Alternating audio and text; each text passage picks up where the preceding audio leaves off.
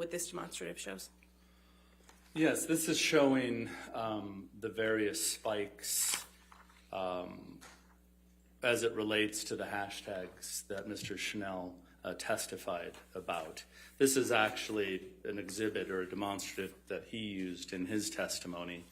What this is showing are the largest spikes related to the hashtag Justice for Johnny Depp.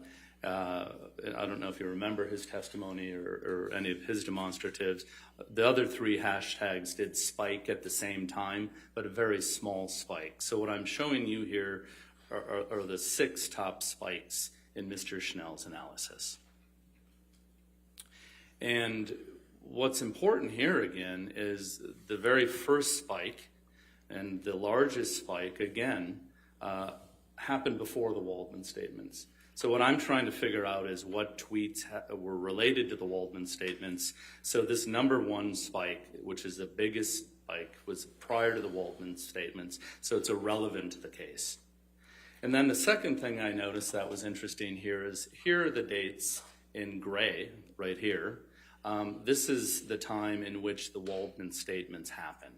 And you're going to notice, as we discussed before, only 2% of the tweets happened during that time. But I found it very interesting for such a viral event that has potentially caused such economic harm.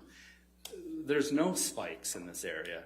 And actually, you're going to see that Mr. Waldman, his statement came out here in the first April 2020 article. Then the second one came out here. And then the third one came out in June. There's actually a downward use of the spike, downward use of the hashtags. So I'm not seeing any correlation as it relates to the Waldman statements and any spikes here as it relates to the hashtags Mr. Schnell chose. Did you analyze each of the spikes that are depicted here?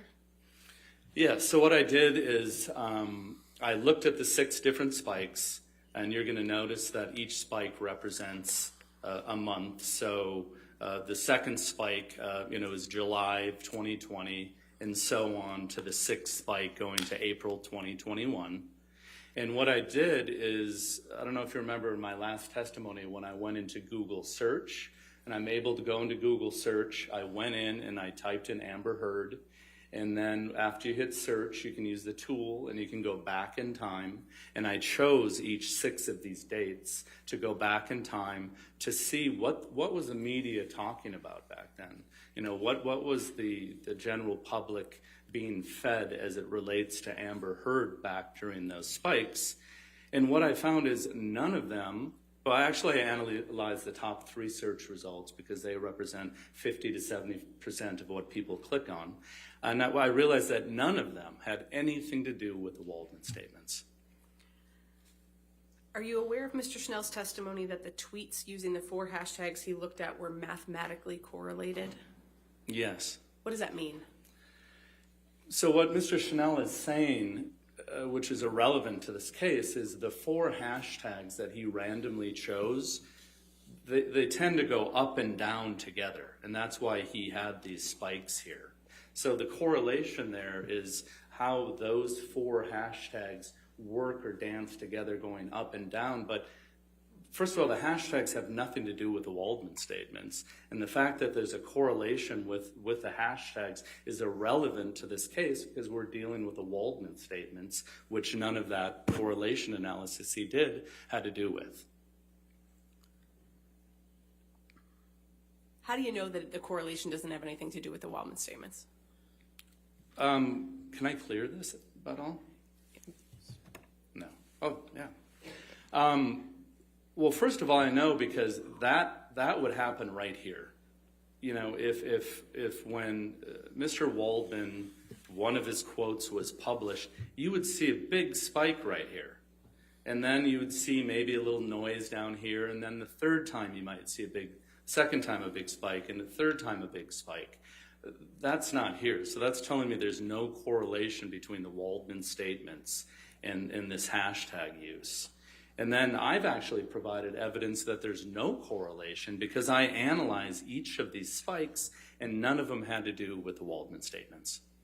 Is mathematical correlation the same as causation? No.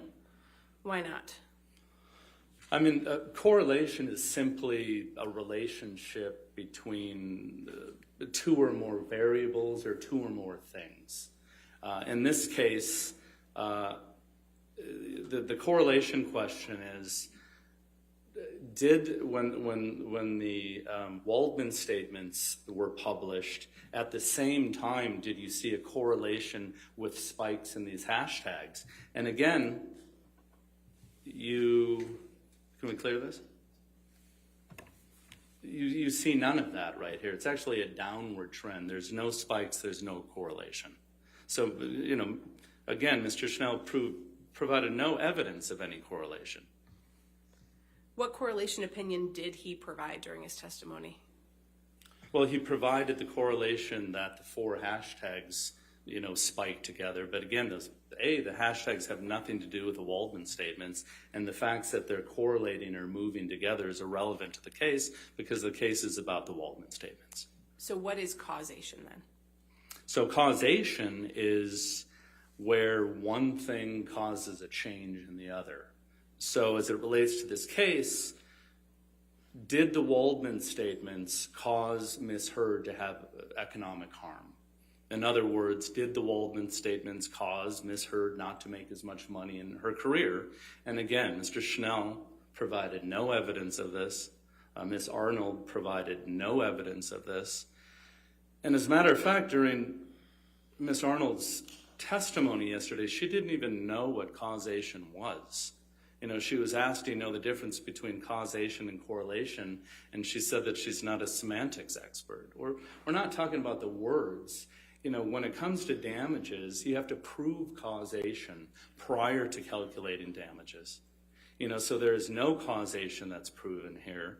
Therefore, a damages analysis is not appropriate. Did you hear Mr. Schnell testify that he agreed with your opinion in this case? Yes. And what's your understanding of the opinion that he agreed with? Well, he agreed that he failed to link the spikes in the hashtags on Twitter to the Waldman statements. Did he try to do that? He tried to do that. But again, his analysis was looking at the word Waldman and looking at the word Waldmanian and then trying to say that 25% of the tweets included those two terms. But first of all, Waldman isn't the issue here. It's the Waldman statements. And Waldmanian, I don't even know what that is, but it's not relevant to this case. We can, I think, take that one down, please, Tom. Mr. Banya, what other work have you done in connection with forming your opinions about Mr. Schnell's testimony? Again, the assignment was to determine if the Waldman statements were part of the tweet. So I continued to dig in, to the data. I believe the next step is, now that I've excluded, the 35% that was before the Waldman statements because they were irrelevant, I wanted to really analyze from the April 2020 forward to see if any of those tweets, contained the Waldman statements. Did you prepare a demonstrative that reflects that analysis that you did? Yes, I did. Your Honor, may I approach again? All right. Yes, ma'am.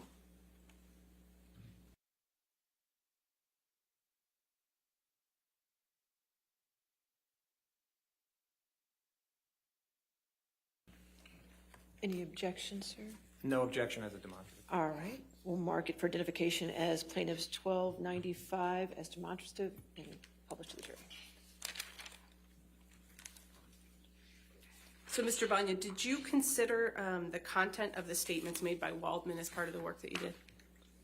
Yes. Yeah, so here I reviewed the Waldman statements again, and what I wanted to do is I wanted to determine what, if any, tweets included the Waldman statements. So what I went back to the Waldman statements, and I came up with key terms and key themes for those Waldman statements, which are listed here. The Waldman statements were about abuse hoax, sexual violence hoax, and fake sexual violence. So what I did is we're now dealing with a 1.2 million tweets because, we're starting in April 2020 because that's when the Waldman statements started.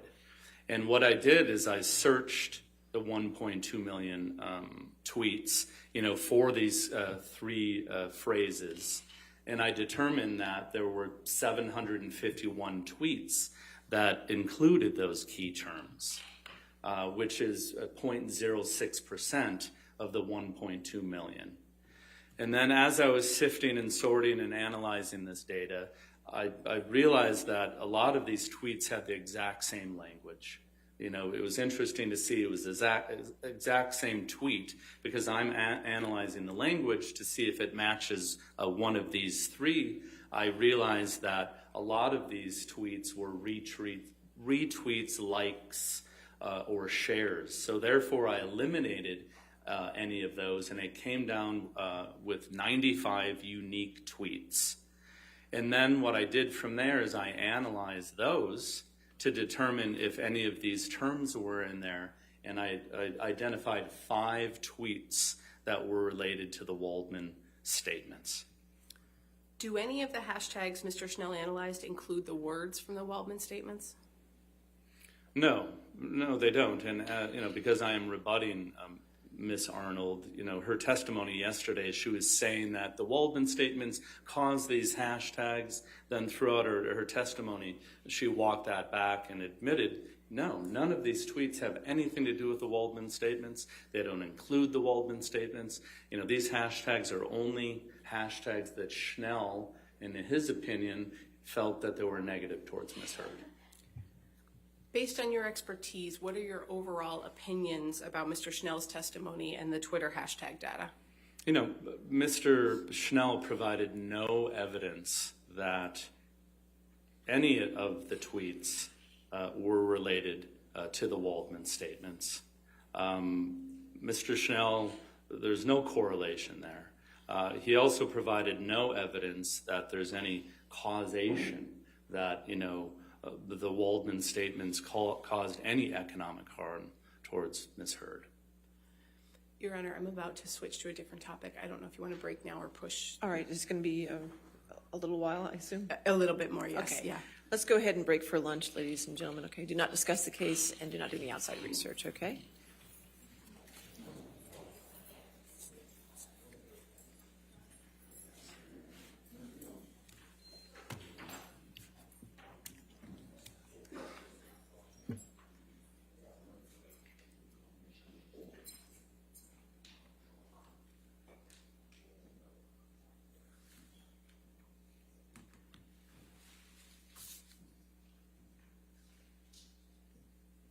All right, we'll come back at 1:40 then. Is that right? All right, Thank you, Your Honor. All right.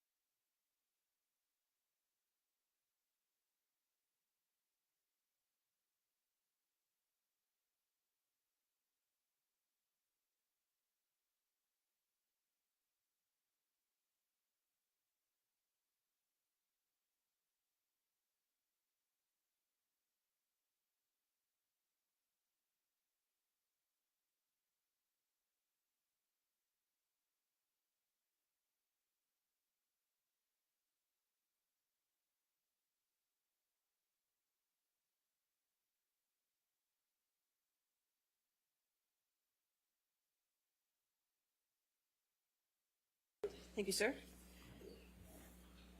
All right, are we ready for the jury? Oh, okay, sure.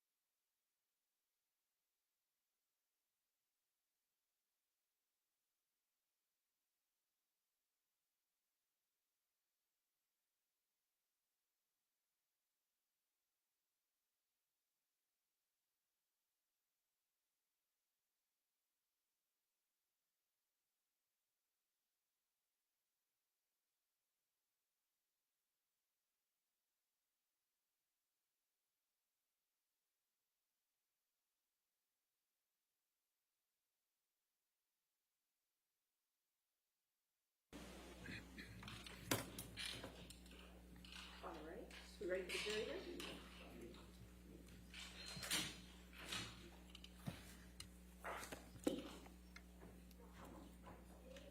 Okay. Wait, which of the jury?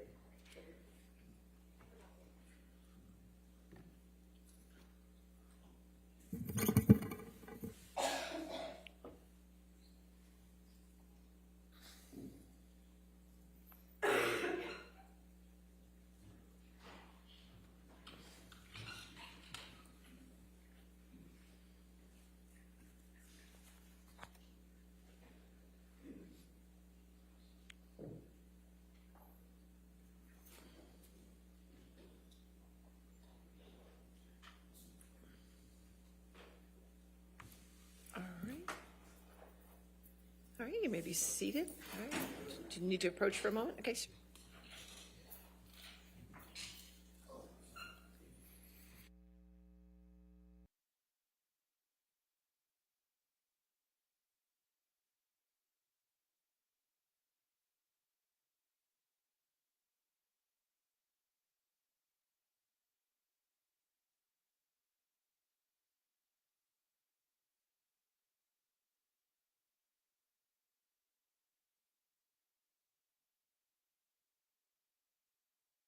Your next question. Mr. Banya, before lunch, we were talking about your opinions in response to the testimony of Mr. Schnell. Did you also analyze the testimony of Ms. Arnold in this case? Yes, I did. And are you aware of her opinion that Ms. Heard's career would have followed the same trajectory as that of Jason Momoa, Gal Gadot, Zendaya, Ana de Armas, and Chris Pine, if not for the Waldman statements? Yes. What's your understanding of Ms. Arnold's basis for her opinion that Ms. Heard's career should have been similar to that of those identified actors?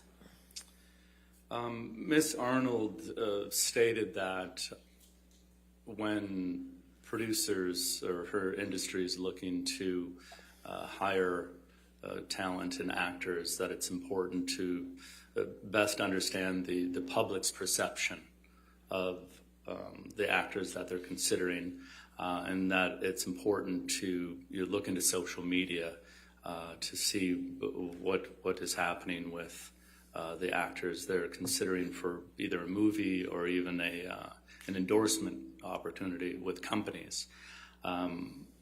So that was her approach. And is that the process she followed in providing her analysis of those purportedly comparable actors? No.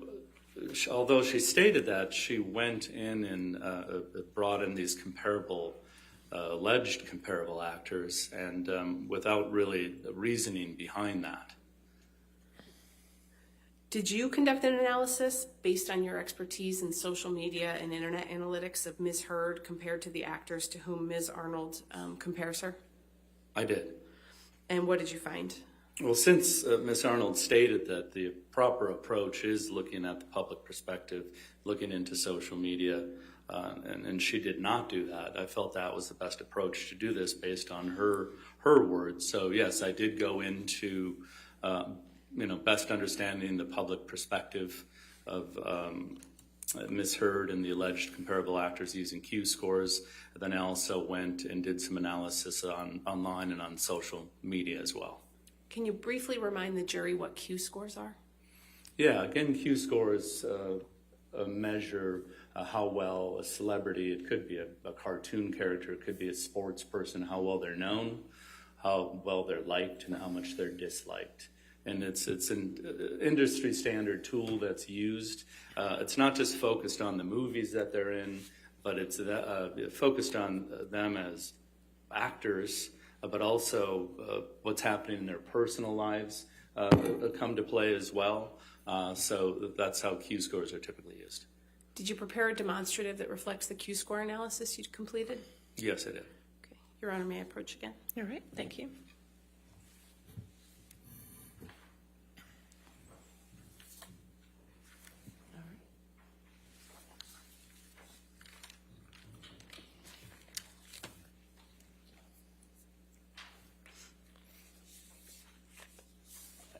No objection to the demonstrative. All right, we'll identify plaintiffs 1296 for identification and publish to the jury.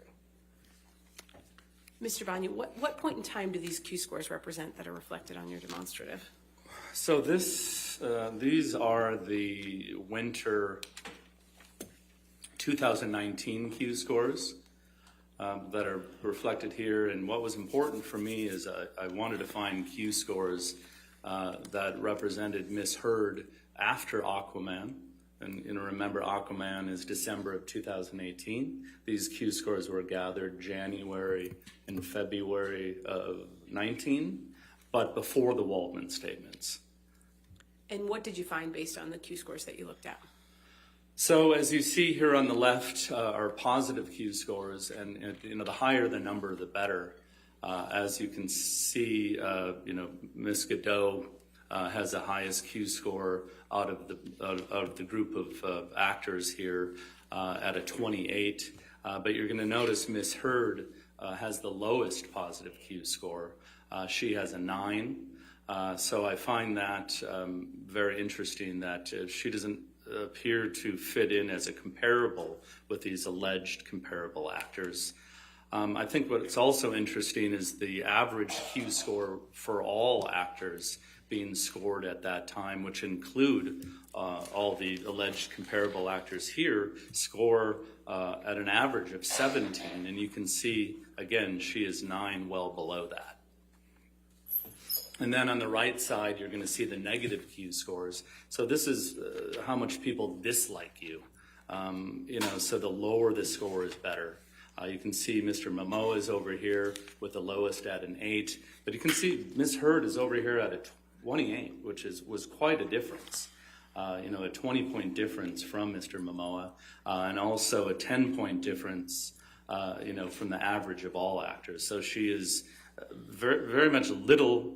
Her positive score is very low, and her negative score is very high, which tells me that she does not fit in as a comparable as it relates to these alleged comparable actors. What opinions did you form based on that Q-score analysis? My opinions as it relates to these Q-scores is, Miss Arnold used these actors as allegedly comparable actors. But really, listening to her testimony yesterday, it appears that she's abandoned this approach. I don't think she's using these comparable actors or these alleged comparable actors anymore. She's more relying on her experience, and I agree with that. Did Ms. Arnold offer a criticism of your use of the Q-scores here? She did, yes. And what's your understanding of what that criticism is? Well, what I believe she was saying is that I should have ran Q-scores for these allegedly comparable actors after each of their breakout films, which I disagree. First of all, Q-scores doesn't work like that. Q-scores are available twice a year, so it's not that I could pick a month or a different month for each of the Q-score actors. So I feel that, what was important for me, and this doesn't always happen when I'm using Q-scores, you can get this perfect moment in time, as Miss Hurd said, as Miss Arnold said, that, Aquaman was Miss Hurd's breakout moment. So these scores reflect that breakout moment, and they're terrible Q-scores. How would your analysis change if you had used Ms. Arnold's logic with respect to the timing of the Q-scores that you looked at? I mean, if you really think about what Ms. Arnold was saying, is she's saying that she thinks Q-scores are the highest for each actor right after their breakout moment. So I would think, if anything, these Q-scores could have been a bit lower because it's not right after their breakout moment. But what's important for me is the fact that these scores reflect, who Amber Heard was at the time before the Waldman statements, but after the Aquaman release. We can take that one down, Tom. Thank you. What other work have you done in connection with forming your opinions in this case? Again, taking the advice from Ms. Arnold, it's important. She says the industry looks into social media, what their followings are like, with the numbers as it relates to their followers. Again, what is the public perception of them? So I analyzed their social media accounts, but prior to the Waldman statement. So. And how did you do that? Yeah, so what I did, I don't know if you're all familiar with the archive.org. They have a tool called the Wayback Machine. What archive.org does is it archives the internet. So you can go back in time to see what websites and web pages used to look like in the past. Not all the time can you actually get a celebrity's social media accounts to have been archived, but we were fortunate that each of the alleged comparable actors' social media accounts were in archive.org. So I was able to go back in time prior to the Waldman statements to see what the following activity was for each of the alleged comparable actors. Mr. Banya, did you prepare a demonstrative that reflects your social media analysis? Yes. Your Honor, may I approach? Yes, ma'am.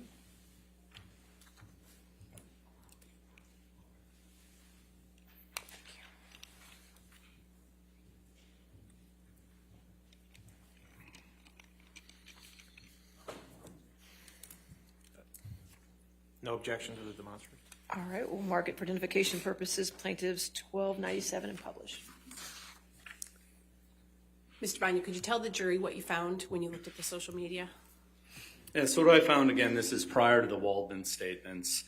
First thing you're going to notice here is not all actors use social media. You're going to see Mr. Pine doesn't have Facebook, Twitter, or Instagram, and Momoa and Darmus don't use Facebook or Twitter. But what's important to look at is you have Ms. Heard prior to the Waldman statements with 3.8 Instagram followers and 142,500 Twitter followers. And then you move down to Gal Gadot with 37 million Instagram followers compared to her 3.8 million. And 2.3 million Twitter followers compared to Ms. Heard's 142,000. And you can then even go down to Zendaya with 65.9 and 17.2 million Twitter followers. What this is telling me is really, more people are interested in Miss Godot and Zendaya and even Mr. Momoa than Miss Heard on social media. It just tells me a lot of people are interested in these actors as opposed to Miss Heard, more of a following. Q scores, well-liked, less disliked. So it kind of fits into the analysis of determining whether or not these alleged comparable actors are actually comparable. Based on your expertise, what are your overall opinions about Ms. Arnold's analysis of the so-called comparable actors? Yes, again, it appears that she's abandoned this approach, and I agree with that. I feel that, through the Q-score analysis and the social media analysis, that they're just not comparable. Tom, we can take that one down. Mr. Banya, based on all the analysis you did in this case, what are your overall opinions? Yes, my overall opinions are that Mr. Schnell failed to prove any causal connection with the Waldman statements and the search or the hashtag activity, those spikes as it relates to Twitter. There's no causal connection there. My second opinion is, based on my social media and Q-score analysis, Miss Arnold's alleged comparable actors are not comparable. And then third, Miss Arnold and Mr. Schnell both failed to prove any causation as it relates to the Waldman statements causing economic harm to Miss Heard. So, as a damages expert, which Miss Arnold is, you need to take into consideration causation before you can calculate damages. You look at damages and you look at this allegedly damaging event, and not only do you have to prove that 100% of the damages because of these Waldman statements, she didn't even consider COVID. It happened at the same time. A lot of actors probably made a lot less money because of COVID. Maybe films didn't get made. And, when you do an analysis of damages, you prove causation, but you also have to look at everything else that might have caused this alleged economic harm. And she didn't look into any of that. She didn't even know what causation was. So I don't think damages is an appropriate approach in this case. No further questions, Your Honor. All right, cross-examination.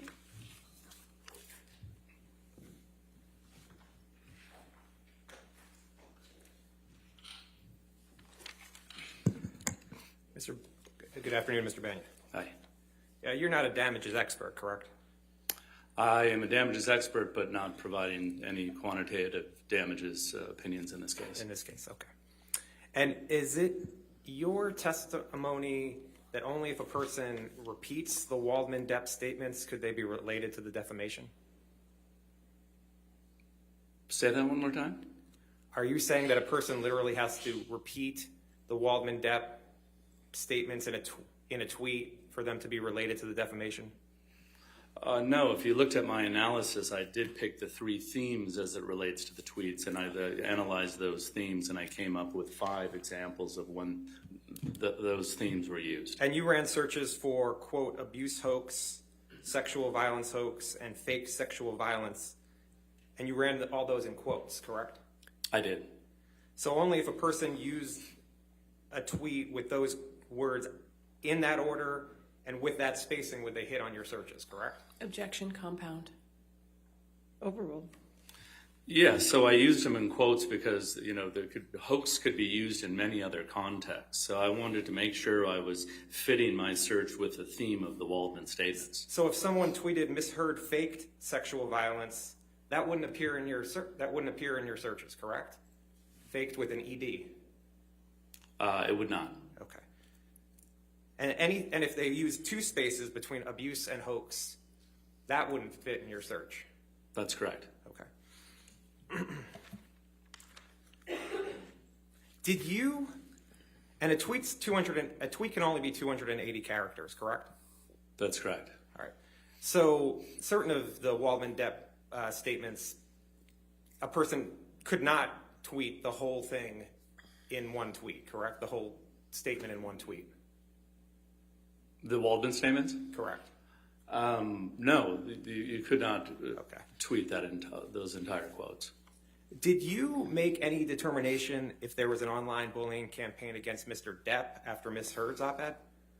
I didn't look into any online bullying campaign for Ms. Heard nor Mr. Depp. Did you determine if there were tweets harassing Mr. Depp that quoted from Ms. Heard's op-ed?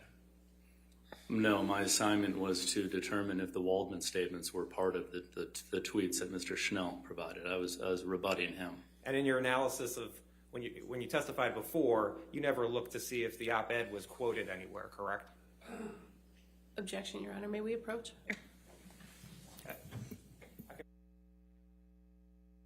All right, questions withdrawn. Next question. Now, you have no objection to Ms. Arnold's use of comparables, correct?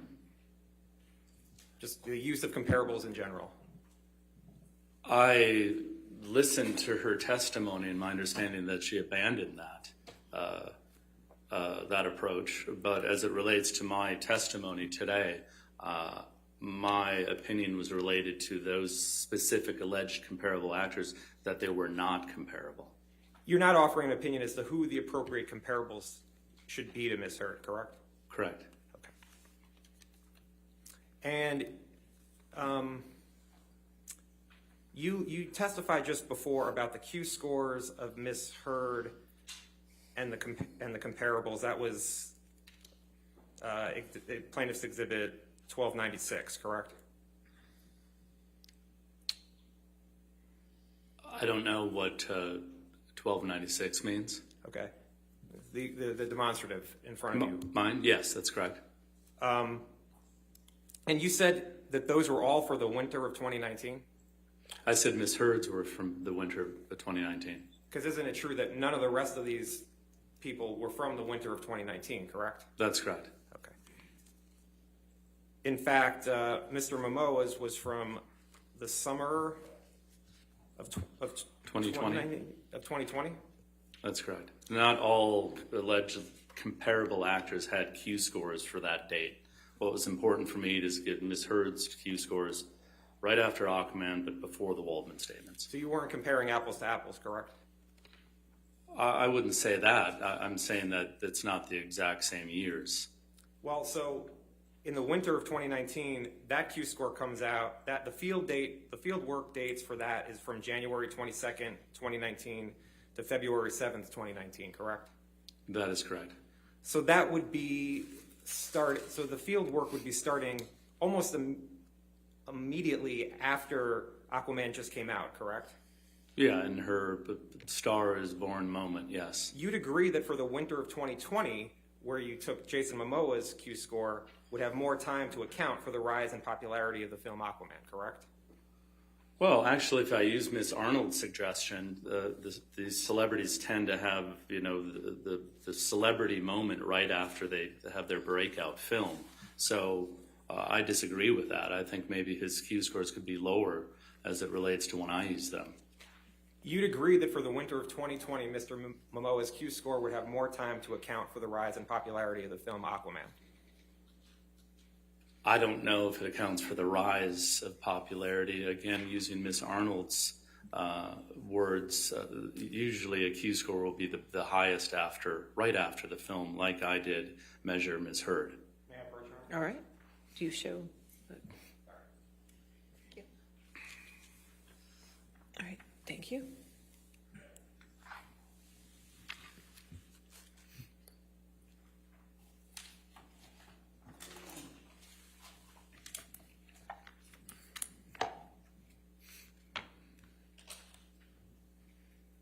If you look on page 177 of your deposition transcript, you see that? I don't see a page. Is that what you handed me? You don't see page 177? At the 4 pages? 4 pages per? Oh, yes, thank you. And I asked you at lines 6 through 10, you'd agree that for the winter of 2020, Jason Momoa's Q score would have more time to account for the rise of popularity in the film Aquaman, and you answered yes. At that time, as I am a rebuttal expert to Ms. Arnold, based on her testimony, I've learned something new from her. Okay. You didn't look at Ms. Heard's Q score for summer of 2020, correct? She doesn't have any. And Ms. De Armas had a lower familiarity score than Ms. Heard, correct? If I don't have that in front of me, but if you're saying that, yes. Okay. And Ms. De Armas's career trajectory has gone up since the summer of 2020, correct? I don't know. I didn't analyze her career trajectory. Okay. Could you put up plaintiff's trial exhibit 1297? That was the demonstrative.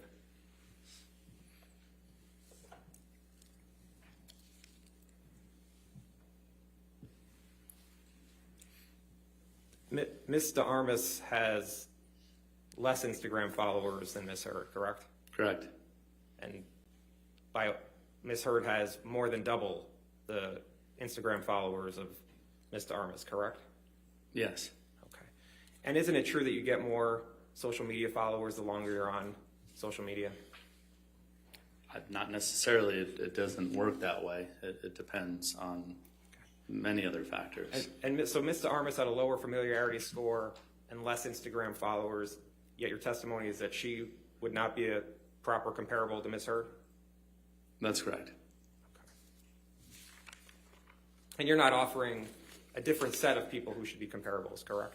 That's correct. Okay, thank you. You can take that down.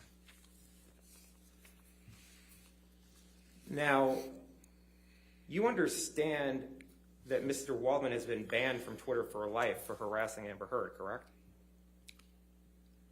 I don't know that, but if that's the case. And you understand that Mr. Waldman appealed the decision to Twitter and they have confirmed his ban for life? Objection, Your Honor. May we approach on this one? Okay, sure.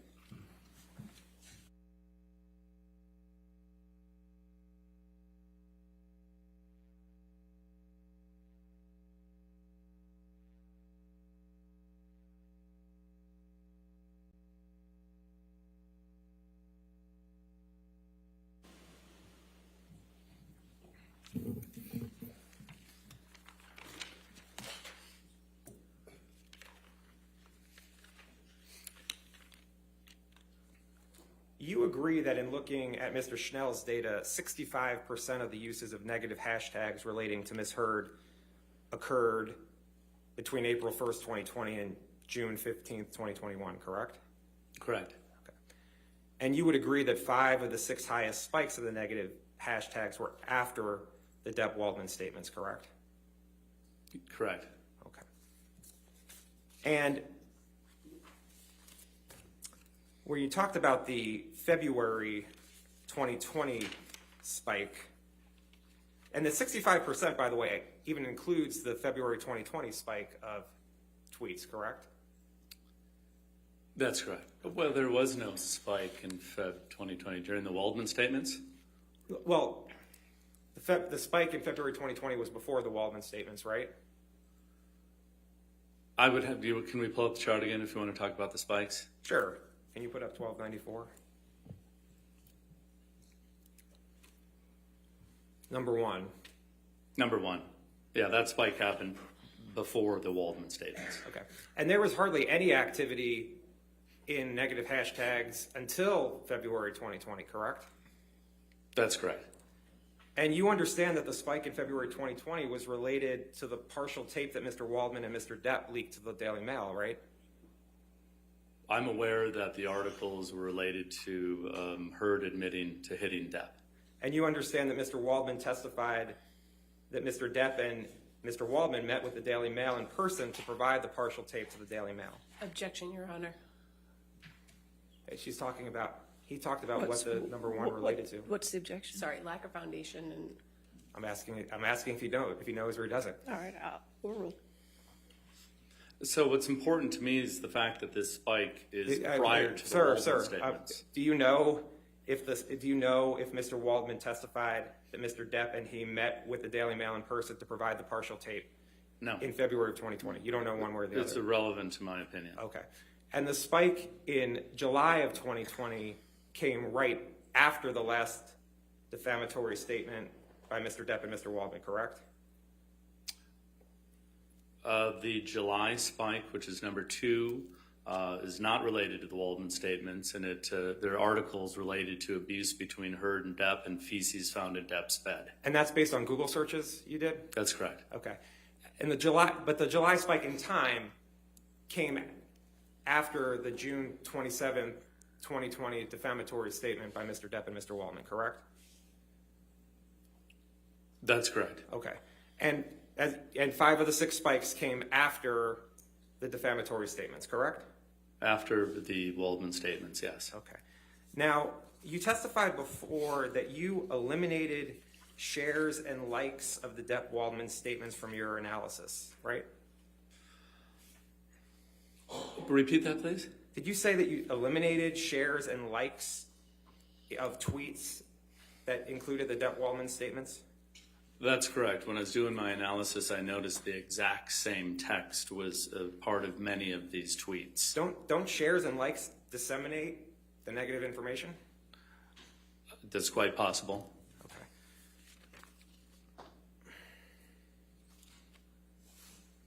And you agree, right, that use of the term Waldman or Waldmanian occurred over 25% of the time in the negative tweets toward Ms. Heard from April 2020 through January 2021, correct? Although it's irrelevant to this case, it has nothing to do with the Waldman statements. That's what Mr. Schnell says. You don't disagree with the search results, correct?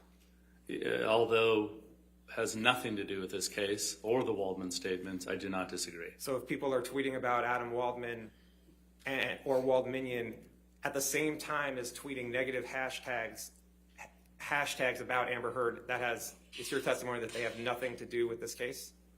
The hashtags have nothing to do with this case. That's what you're saying? Okay. Yeah. Okay. And even if they include the negative hashtags with Mr. Waldman's name and Waldmanian, you're saying they have nothing to do with the defamatory statements? All 4 hashtags that Snell used had nothing to do with the Waldman statements. Yeah. Waldman himself has nothing to do with the Waldman statements. We're talking about the Waldman statements here.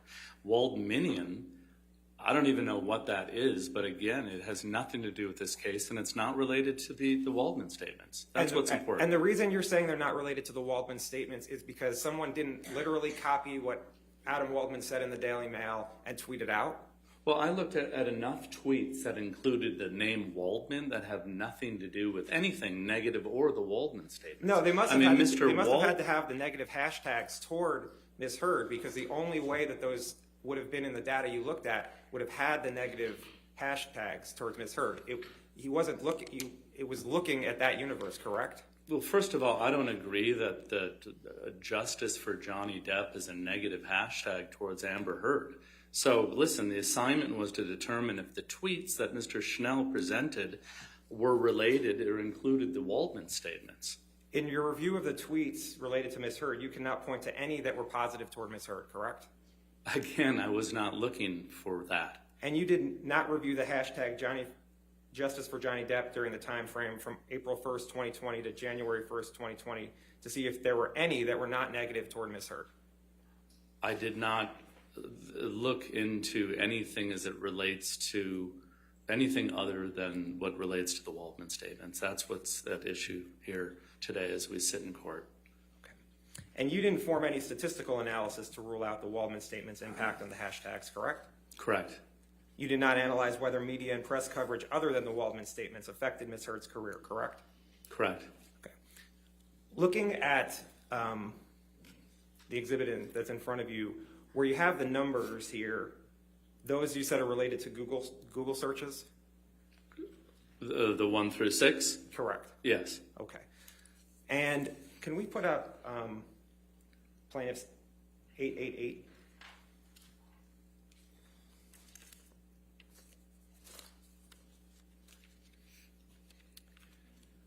And we could just start at 1. Do you understand that your...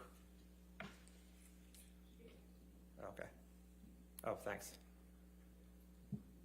And 888, it's page 76. These are the documents you relied upon for your opinion today? Yes. And are these where it has the different letters, these are the searches that you ran for the various time frames and the articles that came up for numbers 1 through 6, correct? No, I mean, obviously document 1A is the Heard supplemental expert witness disclosure. These are documents that I used throughout the time I've been working on this project. So these aren't related to those 1 through 6 numbers. Okay, these are documents you relied upon for your opinion today? These are documents that I relied upon when I presented my designation. For your opinion today, that you're offering today? Yeah, these are the documents that, yes, I've relied on throughout this case. Okay. And actually, Michelle, could you turn in this designation to,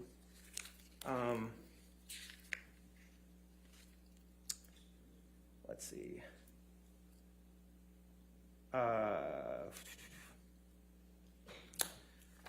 Hold on one second.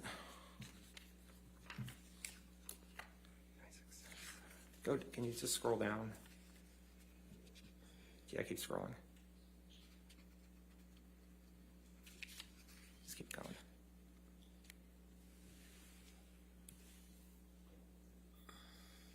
Keep going.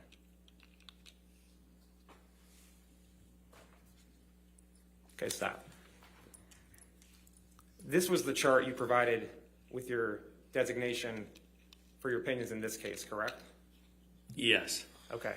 And it's similar to the chart that we had before with the 1 through 6, correct? That's correct. And where it has the various boxes, it's talking about documents 6E through 6H, for instance, related to Depp wanting to have Heard replaced on Aquaman. Yes. And you prepared this chart, correct? Yeah, this was part of my designation. I'd like to have this page as a demonstrative. Your Honor, I do have an objection, if I might be heard. All right, if you want to come forward, page 99.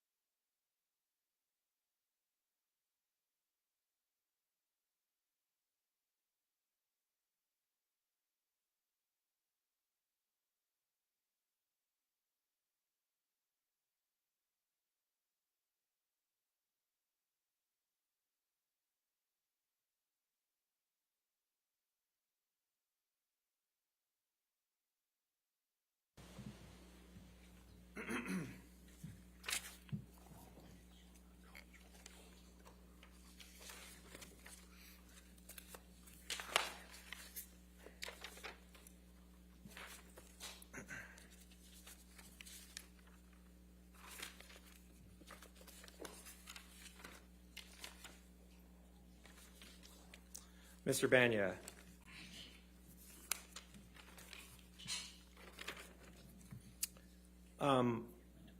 Other than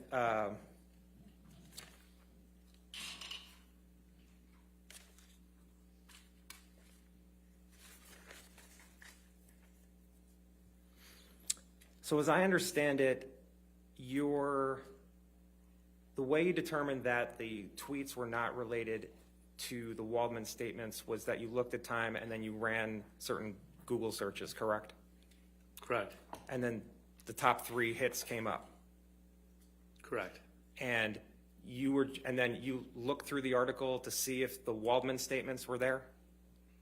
So as it relates to any trending event, any defamation that's happened online, any allegations of economic loss because something went viral, going to Google, looking at the spikes in time and going back in time to see what was happening on those top 3 sites will give you an indication of the best results that were being served at that time. So something viral that's happening would appear most likely in those top 3 results. And just so the record's clear, if we could go back to page 76 of this document.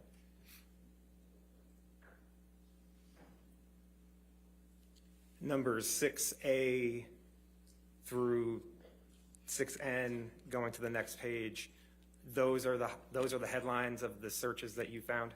Correct.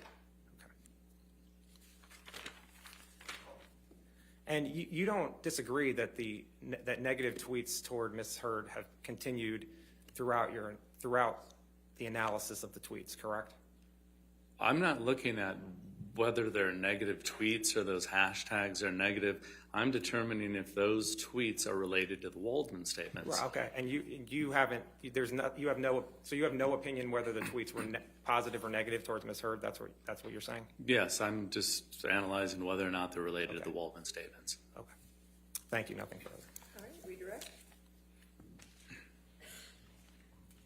I have no further questions of this witness, Your Honor. Thank you, Mr. Banya. Yes. Sir, you can leave the courtroom, or you please stay. Thank you. All right, your next witness.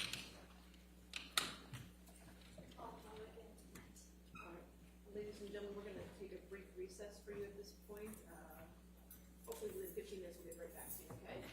Do not discuss the case and don't do any outside. Sorry, do not discuss the case and don't do any outside research. Sorry, we'll just take a short break.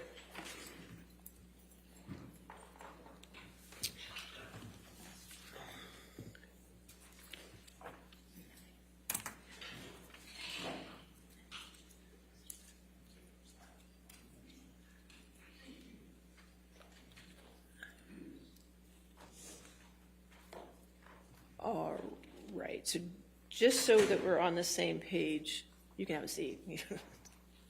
Keep standing the whole time. All right, just so we're on the same page with Mr. Knight's testimony. Actually, could Mr. Knight go back out, please?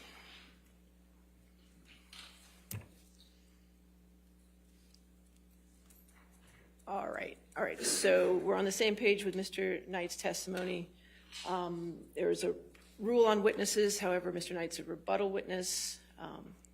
The purpose of excluding witnesses from the courtroom, usually it's a courtroom, is to deprive a later witness of the opportunity to shape testimony to correspond with that of an earlier witness.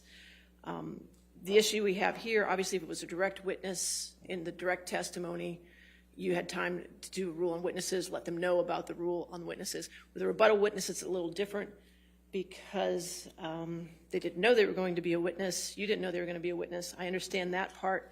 The problem is the courtroom in this particular case appears to be the world. So what we have to do here is I'm going to do a voir dire, and I'll allow both sides to ask questions as well of Mr. Knight to see what he has seen of the case.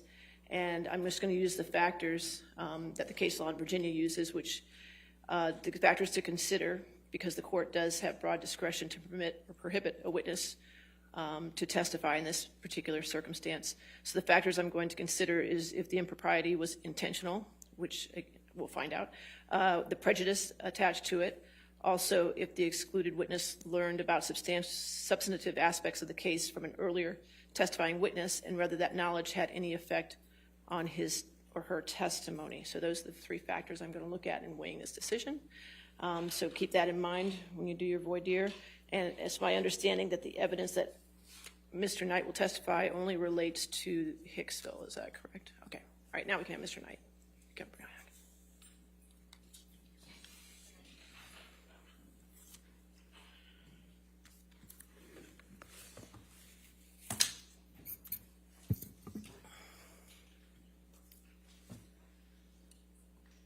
All right, sir. Mr. Knight, if you could come forward to be sworn. Do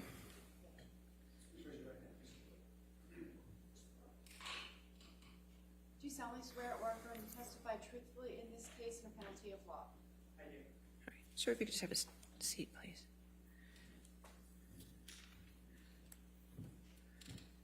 Sir, what we're doing is I'm just going to ask you a few questions outside the presence of the jury, and then the attorneys are going to ask you a few questions, okay? Sure. Then I'm going to have you step back outside after that, okay? No problem. All right, what's your full name, sir? Morgan Higby Knight, Okay, you don't have to be that close. All right. All right, how do you spell your last name? N-I-G-H-T. Okay. All right, and sir, before I can allow you to testify, I just want to ask you a few questions. Have you seen any of the trial that's been going on for the past 6 weeks? Approximately 5 weeks ago, a friend of mine texted me that Hicksville was mentioned, and I watched a little clip where Okay. it was mentioned. Which clip did you watch?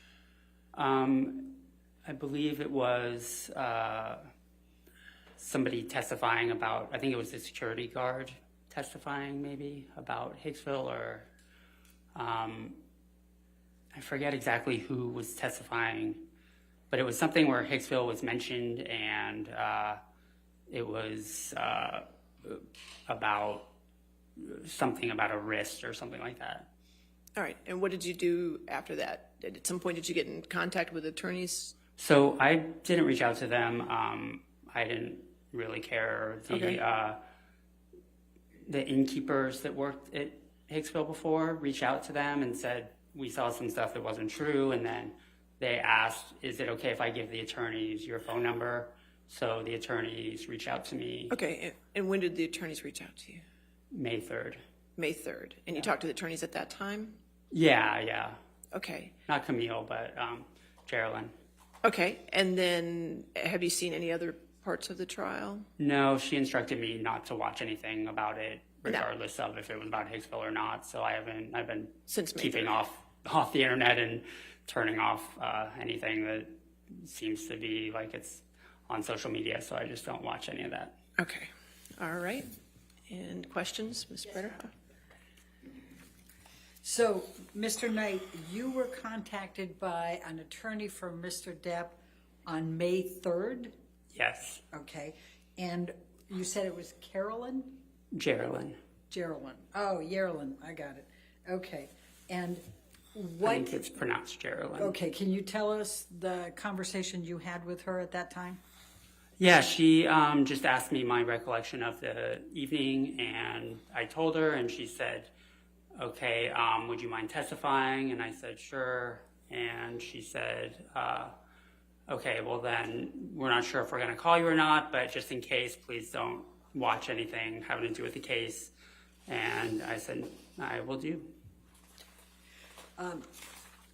Now, how is it that, to your best knowledge, how is it that Geraldine was able to get hold of you? How did she know that you knew something?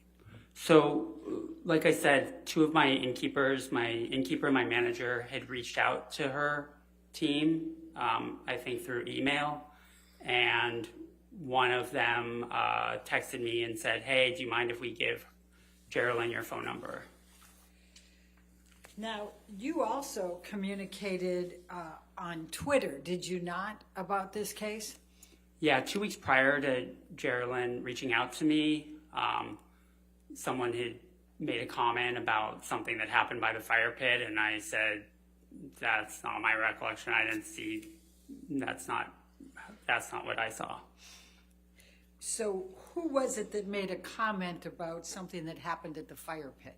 So once I was told about the fact that Hicksville was mentioned, I went and did a Twitter search of Hicksville trailer. So it was, I don't know who it was, but I was just like, what are they saying about Hicksville? And so that was why I did a search, just to see, because it was weird and fascinating, because the night to me wasn't that remarkable in the context of all the different experiences I've had at the trailer palace.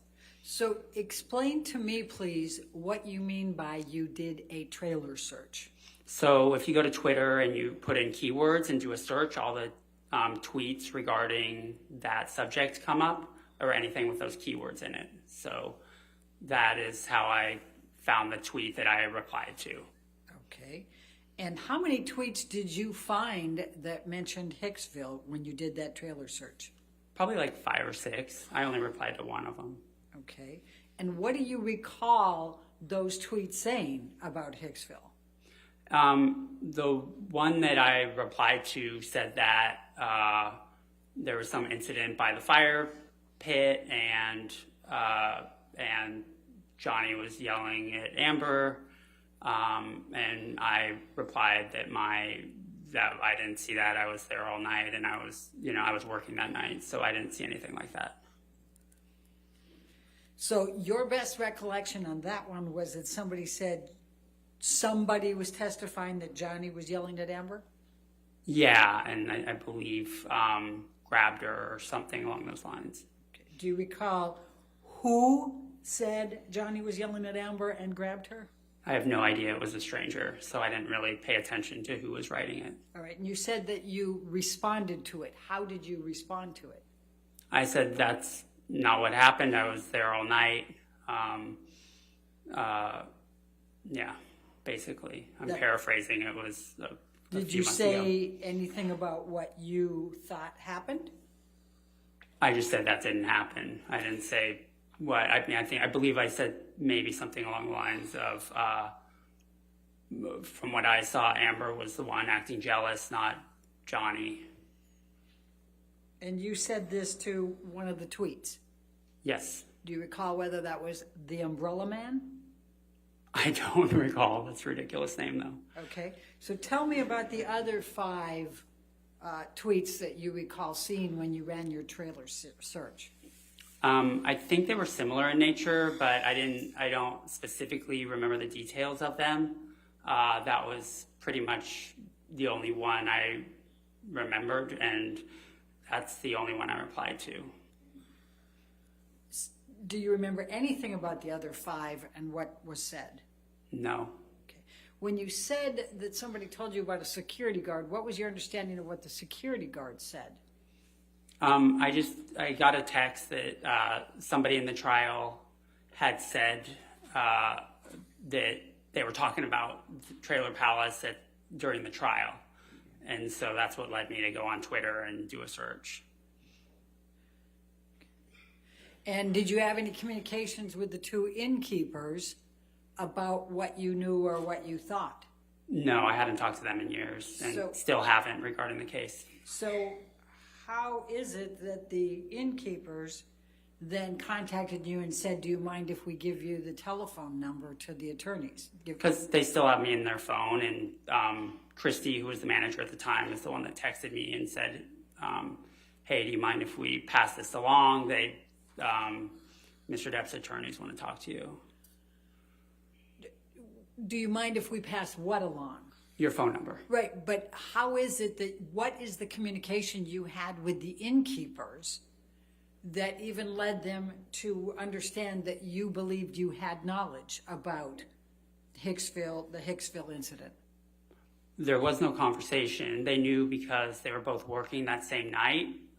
Jenna was the innkeeper, and she was there along with me that night. Christy was the one who texted me, and she had come in the following morning for her shift. And I slept over. I was live-in innkeeper that night. So I'm trying to understand. So just based on the fact that 7 years ago, they happened to know that you were working that night. 9 years ago, and it's because I was there Okay. with them. My math, well, it's 2022 right now, and that was what year? Oh, that was 2013. You're right. Okay. So how is it that out of the blue they remembered 9 years ago that that you worked there that night and that you might have some knowledge? I mean, to be honest, like, we do get celebrities sometimes, but it was, it's not that unmemorable. It's not like it's any other night of the week. So I'm sure they remembered the specifics of that night. Had Mr. Depp's attorneys ever attempted to contact you before? No. Had you ever attempted to contact Mr. Depp's attorneys before? No, I had no interest. All right. Have you had any conversations with Mr. Depp's attorneys other than the one you described with Geraldine? Since? Yes. Well, I met with Camille last night. All right. And what was that conversation? Please describe. I just went through, the story again that I had told Geraldine. And let's hear what that story was. You want me to go through Yes. the whole story? Your Honor, we would object to attorney work product. There's no attorney work product. No, I'll overrule that All right. objection. That's fine. That's okay. Go ahead. Go ahead, sir. Yeah, Please sure. continue. That I described like them getting to the trailer palace, me showing them around, the interactions I had when I was on duty with Mr. Depp and Miss Heard, how the evening progressed throughout the night, the levels of drinking and drug use that I witnessed,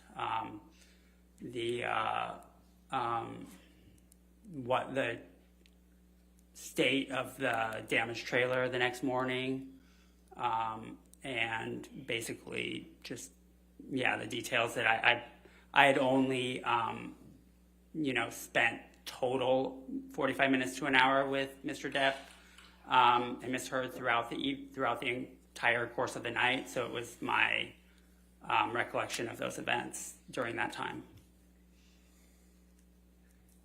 And what did Ms. Vasquez say to you?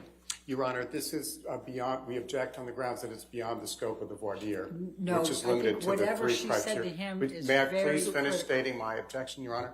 Go ahead. Yes, sir. The objection is that it's beyond the scope of the voir dire. Your Honor enumerated the three criteria which are relevant here. And this is a rebuttal witness, so Your Honor, whatever Ms. Vasquez shared with him is going to be very important here because they knew by this time he was going to be a witness. So, Well, that was last night. So how Right. does that fit into one of the three factors of deciding whether or not he's going to testify? Well, one of the three factors, Your Honor, may I approach so that the witness doesn't hear? Okay, that's fine.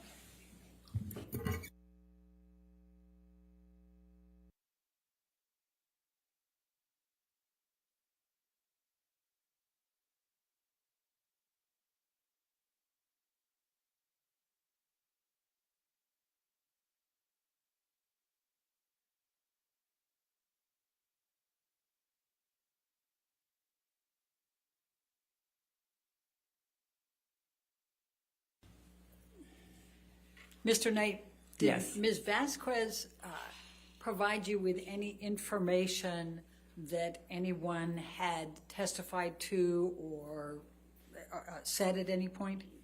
No, she didn't talk about anything except for asking me my experience and just getting a clear understanding of what my experience was. She didn't mention anything outside of the scope of what I saw and just asked me for the facts and told me just tell the truth and let me know, Do you know what any of the witnesses said in this trial? about, outside of what I described earlier with a friend of mine texting that someone was talking about Trailer Palace, I do not. Do you know whether any of the witnesses testified about any jealousy? Other than the tweet that I replied to, no. All right. Thank you. Your Honor, may we approach? All right. Well, do you have any questions? All right. Sir, if you could have a seat back outside the courtroom. Sure. Thank you. Can I leave my water? Yes, you can leave your water.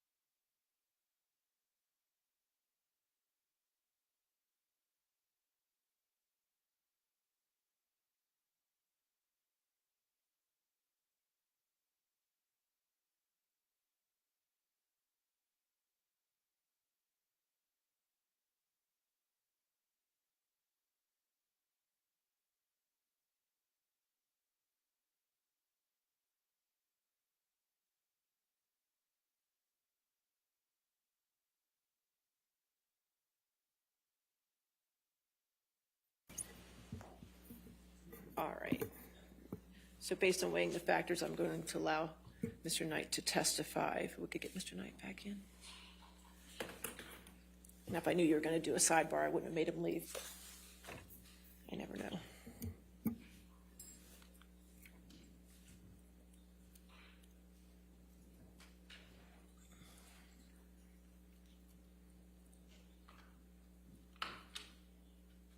All right, sir, if you could just stay up, you could just stay there while we get the jury, okay? All right, are we ready for the jury? Yes. Okay, Yes, Your Honor. thank you. Yeah. Just, we're going to swear him in again in front of the jury, okay?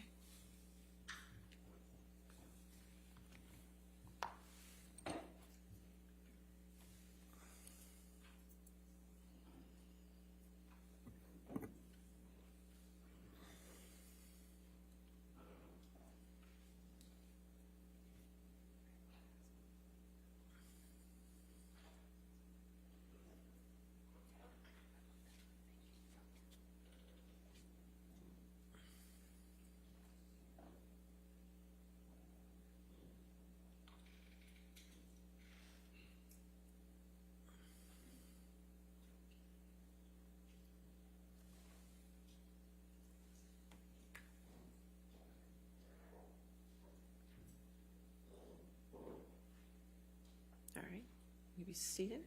All right, thank you, ladies and gentlemen. I apologize for the interruption.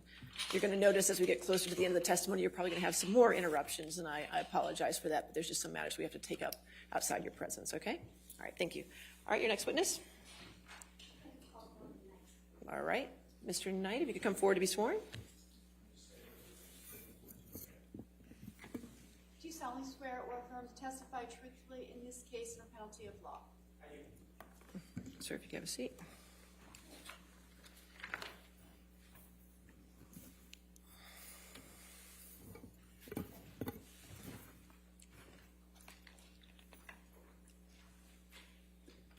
Good afternoon, Mr. Knight. Good afternoon, Camille. Would you please state your full name for the record? Morgan Higby Knight. Mr. Knight, where are you from? I live in Los Angeles, California. And what do you do for a living? So I currently own and run Hicksville Pines Bud and Breakfast in Idlewild, California. And I created and ran Hicksville Trailer Palace in Joshua Tree, California, starting in 2009. And how is Hicksville Pines Bud and Breakfast different from Hicksville Trailer Palace? So Hicksville Pines Bud and Breakfast is up in the mountains of Idlewild, which is a beautiful snow town above Palm Springs. And all the units are A-frames instead of trailers, which we have. It's obviously a very different climate than Joshua Tree, which is a desert area. The rooms, which are themed at both places, are trailers, vintage trailers from the 50s through the 70s at Hicksville Trailer Palace. So there's also different kind of amenities. There's a pool in Joshua Tree. There's a rec room up at Hicksville Pines. When did you first become the owner of the Trailer Palace? Trailer Palace, I started building it in 2009. It took about a year with my collaborator, Stephen Butcher, and on the trailers. And we got done and opened in 2010. Did there come a time that you sold the Hicksville Trailer Palace? Yeah, I did at the beginning of 2020. I had some health issues and it was too much to run both at the same time. So I chose Idlewild because it was newer and shinier. And just for my sake, how long did you own the Trailer Palace? So 10 years of us being open, 11 years total. And what was the Hicksville Trailer Palace? So it started out as a artist retreat. I was a filmmaker at the time and wanted a place to get away and work on film projects outside of Los Angeles. I also put in a recording studio so musicians could record records there.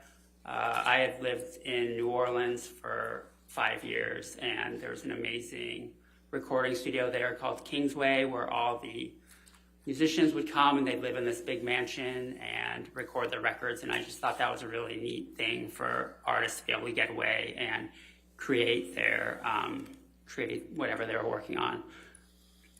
Over the course of the build out of all the trailers, themed trailers, which I'm a huge fan of this hotel called Madonna Inn. And so I wanted to do really detailed themed trailers. It became too expensive to just make a living off of an artist retreat. So I decided before I was done to make it a hotel as well. And what were your job responsibilities, generally speaking, when you owned the Hicksville Trailer Palace? So I would be live-in manager some nights, a couple nights a week. I would also drive out from Los Angeles twice a week and bring supplies that you can't get out in the Yucca Valley area and Joshua Tree. There's just a lot of things like, Smart and Finals, Costco's and stuff. So I would drive that stuff out. There's also no USPS, so sometimes I'd have to get things shipped to my house and drive them out as well. I would also just do constantly building and creating new stuff at Trailer Palace, whether it's new trailers or amenities. So I would be working on that stuff as well. I'm a big fan of the fact that Disneyland is always making it better and better. And when you were the live-in manager, does that mean that you spent the night at the Hicksville Trailer Palace? Yeah, we have a house on site where the recording studio was, and there's a bedroom in there. So whoever is live-in manager those nights stays in the house and basically lives there. There's a kitchen and everything. Have you ever met the plaintiff in this case, Mr. Depp? I had met him really briefly at the Viper Room in the late 90s. I had worked with some of the people that performed there and was good friends with this girl Robin from the Pussycat Dolls and some other friends in this band, The Imposters. So I was there and I met him once. How about Miss Heard? Ever met her? I had never met her before. They were guests at the hotel. When was the first time that you met Mr. Depp and Miss Heard together? In late May 2013, when they were guests, Mr. Depp's assistant Nathan had rented out the entire place so they could have a night there in privacy. And what do you recall, if anything, about Mr. Depp and Miss Heard's arrival to the Hicksville Trailer Palace? Mr. Depp got lost, so his security guard who arrived early asked me if I could go fetch them because he had an old car that didn't really fare on the dirt roads out there, which are pretty horrible. So I went out and made sure that they got themselves and the car back to Hicksville safely. Do you remember approximately at what time that was? It was 3 to 4 in the afternoon. What was Mr. Depp's demeanor when they first arrived? At Trailer Palace, he was super excited about the place, really complimentary, just had a lot of questions and just seemed like he was in a really great mood. And how about Miss Heard's demeanor? Anything stick out? She was pretty quiet. She just kind of didn't say that much when I was giving them the tour of the grounds and the trailer. And was anyone else with Mr. Depp and Miss Heard when they first arrived? There's people that are arriving throughout the afternoon. So there was, I think 10 to 12 people total ended up staying. The security guard had gotten there earlier and just to check out the place. But yeah. And did I understand your testimony previously that the entire trailer park was rented out by Mr. Depp and Miss Heard? Yeah, the whole place slept, I believe at the time, about 25 people, but there was only 10 to 12 in this party. And who was part of that party besides Mr. Depp and Miss Heard? I'm really horrible with names, but I remember one of them was Miss Heard's sister and the security guard I mentioned before, but I honestly forgot his name too. What happened when Mr. Depp and Miss Heard first came onto the property? So I gave them a tour of, we give all guests a tour of their specific trailer and the grounds and show them around the, when someone rents the whole place, they get another trailer called the bar trailer, which is basically a place to set up their alcohol and stuff. And some people in the group were just putting their beverages in that area. And where were you when Mr. Depp and Ms. Heard, did there come a time when Mr. Depp and Ms. Heard went to the bar trailer? I didn't notice most of the time that my interactions with them, everything's kind of centrally located. So there's a fire pit, bar trailer, and picnic tables all right in the same area. So they were generally around that area the entire evening that I saw them. And what did you observe of Mr. Depp and Ms. Heard as the evening progressed? So Mr. Depp was just super curious and really nice. He was also really interested in my innkeeper because she was a musician, so they would talk about music a lot. At one point, the innkeeper who lived at the next door property went home and grabbed her guitar, and they had sung a song or two around the campfire in the early evening. There was another instance where Mr. Depp, the innkeeper, her name is Jenna, and myself were talking about books and music, and Ms. Heard came over and kind of interjected. She seemed a little annoyed that Mr. Depp wasn't spending time with her. What about Ms. Heard's demeanor made you think that she was annoyed? I think just generally she, it's hard. Like I think, I don't know. It was just like a gut reaction. Like I can't describe it, but you know. How long were you with Mr. Depp and Ms. Heard that evening, generally? So throughout the course of the evening, I was probably mostly with Mr. Depp, but 45 minutes to an hour total. So it was, that's over the whole course until the end of the night after the check-in. Okay. And did you have an opportunity to observe Mr. Depp interact with other people, guests on the property that evening? Yes. I saw him hanging out with his security guard at one point, and outside of the time that him and Jenna were singing around the campfire, he was off by himself a lot of the time, and Ms. Heard was over at the campfire with her friends and seemed to have a good time. And if you haven't already, can you generally describe for the jury your observations of Ms. Heard that evening? She seemed to be having a really nice time with her friends around the campfire. And everyone was in a pretty good mood. Did there come a time in the evening that you observed Mr. Depp and Ms. Heard have a disagreement or an argument? Yes. I was speaking with Mr. Depp, just one-on-one, talking about Hicksville, and Ms. Heard came over and she said that I want to talk to you, and seemed really upset about something. So I went and back in the house because it was really, they went off on their own, and she started yelling at him, and I didn't want to hear it. It honestly was really triggering because I've been in an emotionally abusive relationship before. Objections. Move to strike. What's the objection? You're up. May we approach? Okay, sure.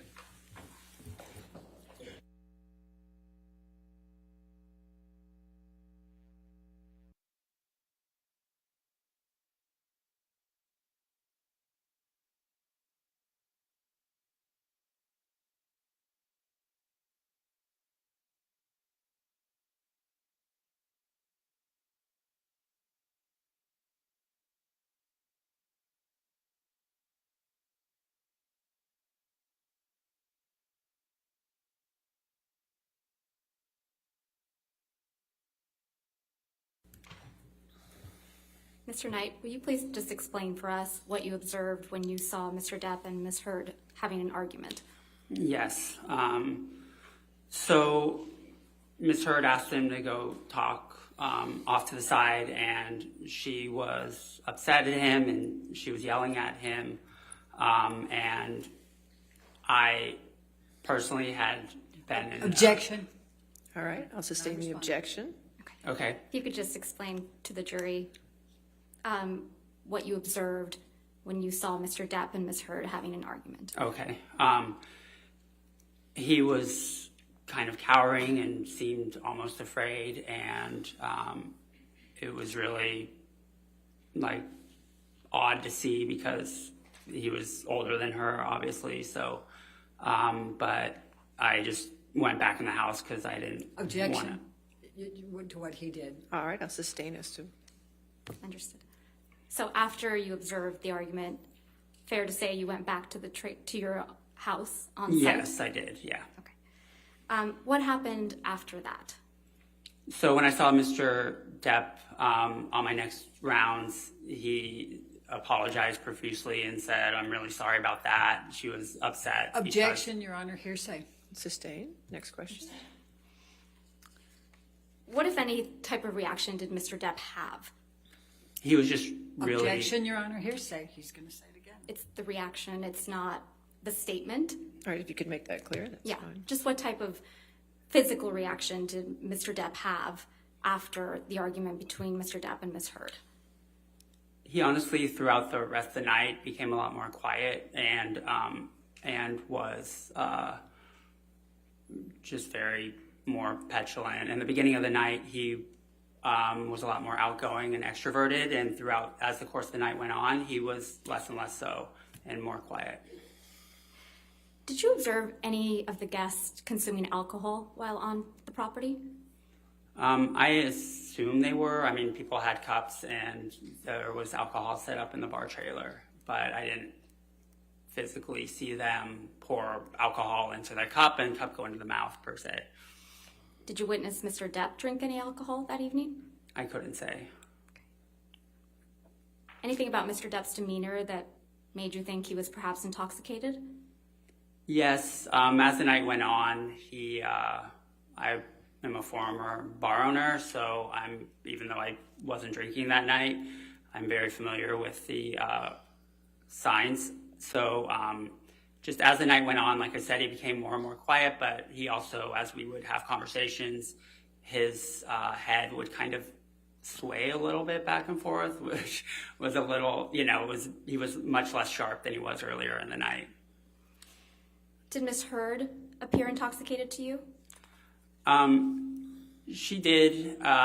She seemed, I think when she was angry at him, it seemed like she was intoxicated, but that's just based on my experience and my own personal trauma dealing with abuse.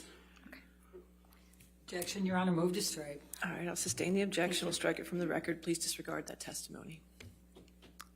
Did you observe anyone do or take drugs? I did not.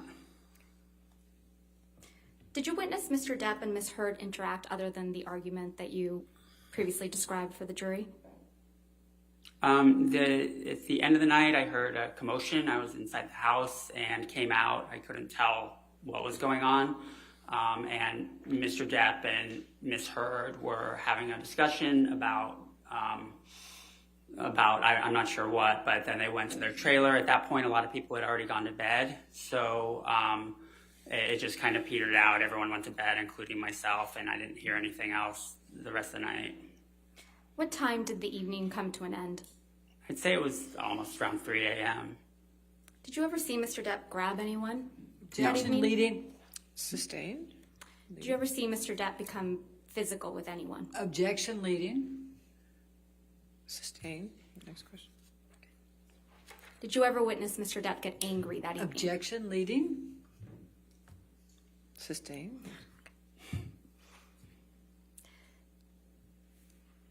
What, if anything, happened the next morning?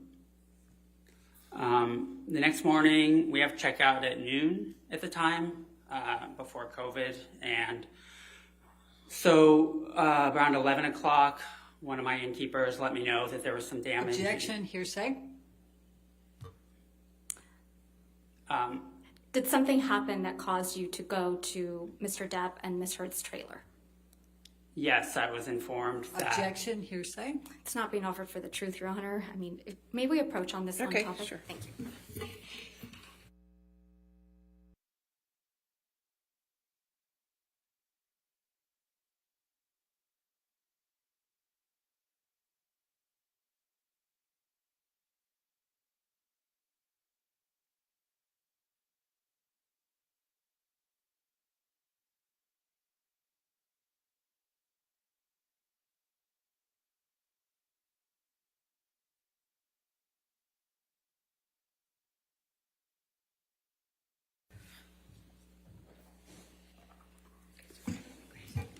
What, if anything, happened the next morning, Mr. Knight? The innkeepers let me know that there was some damage in one of the trailers, and it happened to be Mr. Depp and Ms. Heard's trailer. So I wanted to inspect the trailer because I was extremely worried. All those trailers that Steve and I worked on were like my babies, and the one they were staying in was the only one that was mostly original and restored 1950s style, and so I was very concerned. So what did you observe when you went to the trailer? I observed that there was a light sconce by the bathroom in the bedroom that had been broken off the wall, and a couple pieces were on the floor, and they were, it was basically just broken. The light fixture was hanging on the wall still, except for the pieces that were on the floor. Did you come to understand how that happened? Objection, foundation, and All right, light. foundation, I'll sustain as to foundation, how he knew. Did you ask how the sconce was broken? Objection, hearsay. Sustained. How often do light fixtures in the trailers break? They break pretty often. I mean, it's not like a usual thing, but things in the trailers generally get broken because it's all vintage trailers, and I would say as much as every couple weeks there's some incident of damage in one of the trailers. In this case, Mr. Depp had told me that. Objection, Sustain the hearsay. objection. So anyway, yes. Beyond the light fixture, was anything else in the trailer damaged? No, everything else looked fine. In fact, we have something we call a piggy fee that we address to guests, that if there's anything, what we call inconsiderate or unusually large messes, we charge them extra for it for a $25 an hour cleaning fee, but they did not receive one of those because everything outside of the light fixture looked fine. And what was your reaction to seeing the damaged light fixture? To be honest, I was relieved because it was not a big deal. There was already another light in the room, so I just tucked the wires in the wall until I had a few months later time to buy, it was matching sconce with another one in the room. So I had to, on eBay, find a matching pair that would fit there, and when I finally got around to it, I was able to get that and charge it to Nathan, whose credit card I had. And what was your understanding of who Nathan was? Mr. Depp's assistant. Okay. And what did you charge Nathan or Mr. Depp for replacing that pair of light fixtures? The pair came out to $62. Okay.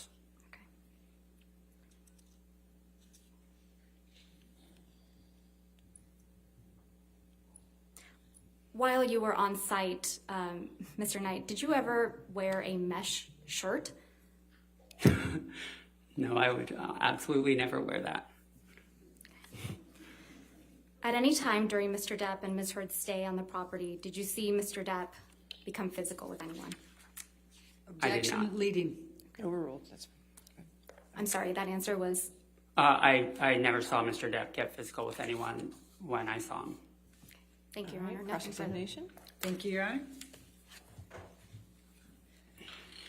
Mr. Knight, you are a pretty big fan of Johnny Depp, aren't you?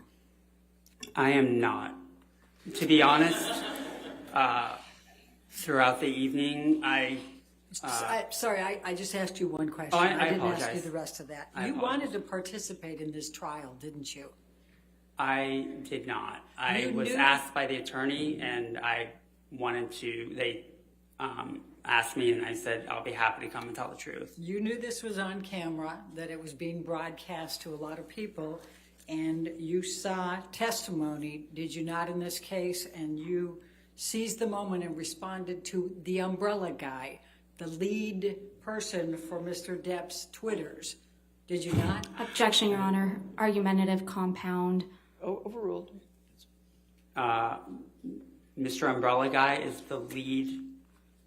The lead. You what? know that he leads one of the most predominant pro-Depp Twitters out there. I have no idea. I don't care or follow the Umbrella Guy.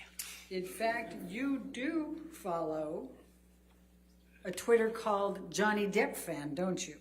Absolutely not. You don't? That's your testimony under oath? It is my testimony under oath. All right. And on April 21st, Mr. Depp testified in this case about Hicksville, didn't he?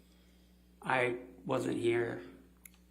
And in fact, you tweeted in response to the umbrella guy on April 21, 22, quote, "That never happened. I was with them all night. Amber was the one acting all jealous and crazy."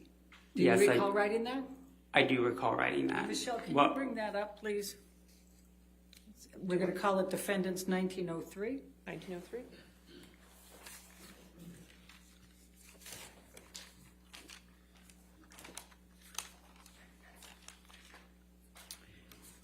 And I'm going to go ahead and ask you to redact, leave in the umbrella guy and the date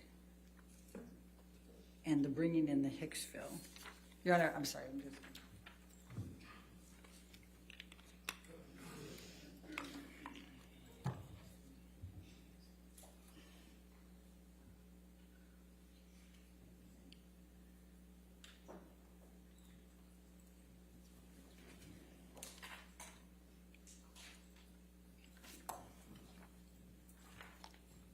While she's working on that, did you write and direct a piece called Matters of Consequence back in 1999? I did.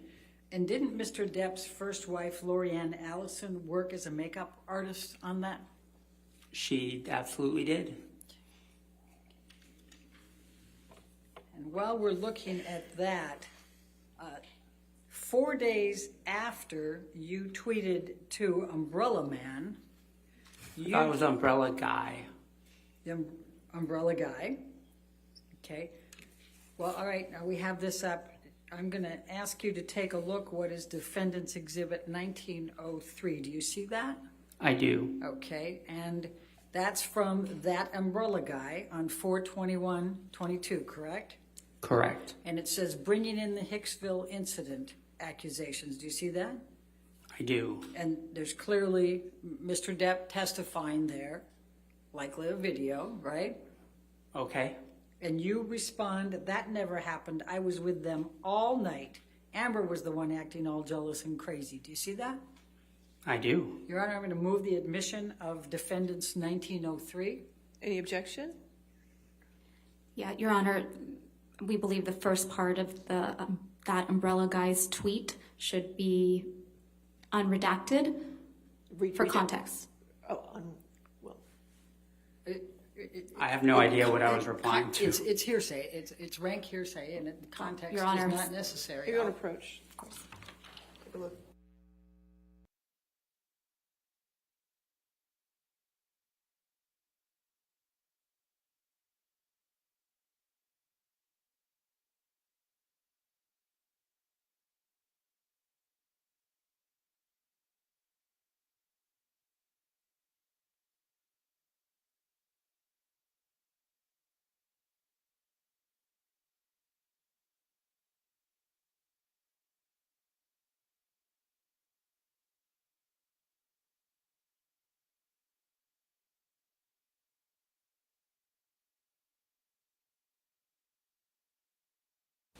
All right. Can make that redaction. With that redaction, any objection? No, Your Honor, thank you. Okay, 1903 will be in evidence with as redacted.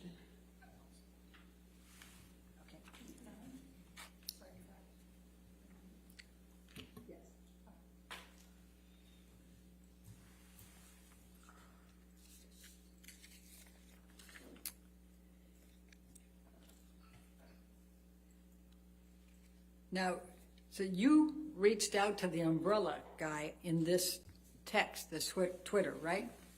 I wouldn't call it reaching out. And in fact, the umbrella guy is in Mr.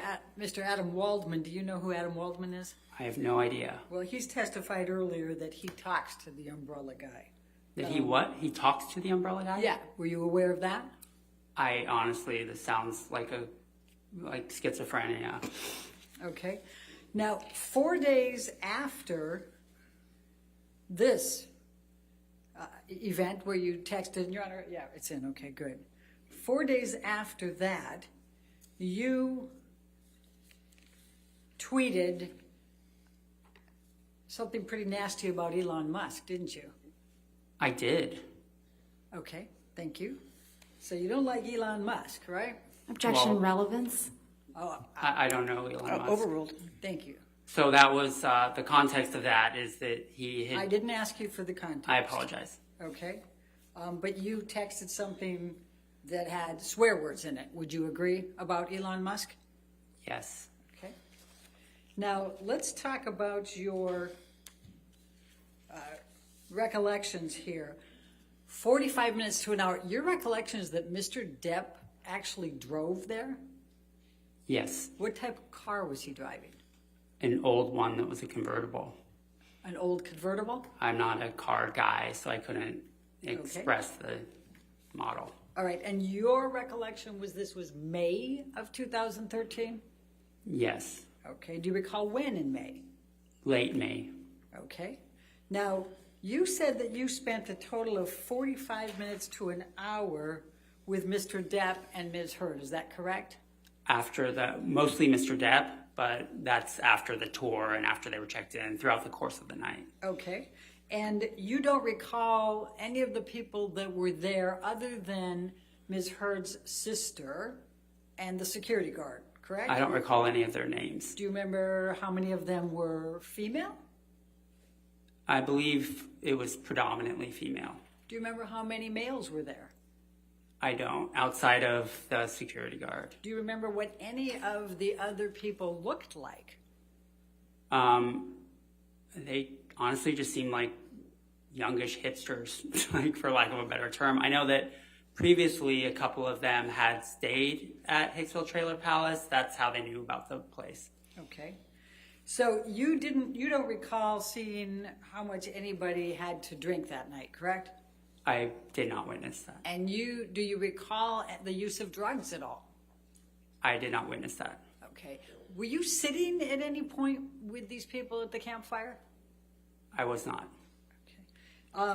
And when you said that you saw Ms. Heard and Mr. Depp, and Ms. Heard was yelling at Mr. Depp, where were they? She pulled him for a chat, and it was off towards their trailer, like a little bit off towards the dirt. How many feet were there between the campfire and their trailer? The campfire and their trailer? Yes. Approximately 75. Okay. So where in that 75 feet did Ms. Heard pull Mr. Depp and yell at him and he cowered? 20.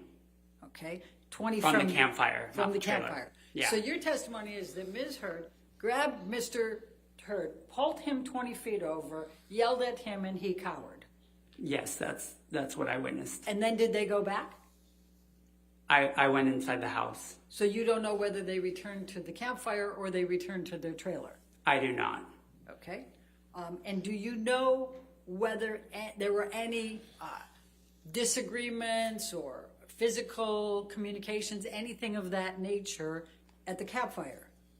I do not. Do you know whether Mr. Depp did anything to anybody else at the campfire? I didn't see anything. Okay. Do you know whether Mr. Depp grabbed anybody's wrist and asked them if they knew how many pounds of pressure it took to break their wrists? I wasn't there the whole time. Okay. Is it your testimony that Mr. Depp and Ms. Heard went last to their trailer? Everybody else went before them? The rest of the people, I think about half of them had already gone to bed, and it was all around the same time at the end of the night that the rest kind of scattered. There might have been a couple of people that went right after them or right before, but it was all around the same time. Okay, so your recollection is that when Amber and Johnny Depp went back to their trailer, that dissipated, everybody then left at that point? Yes. Okay. Now, how far away was your house that you were staying in from the trailer that Amber and Johnny Depp were staying in? I'd say it was about 75 feet away. Okay.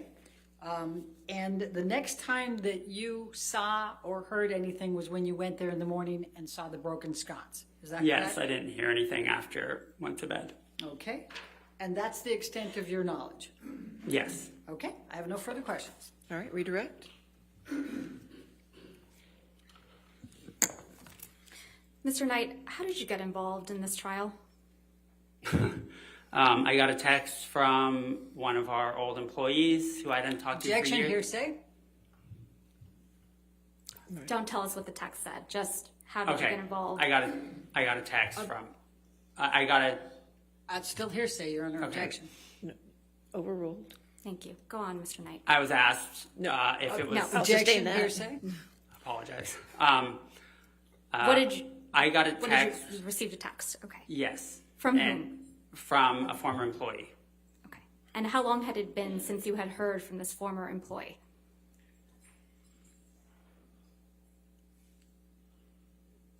Approximately 5 years.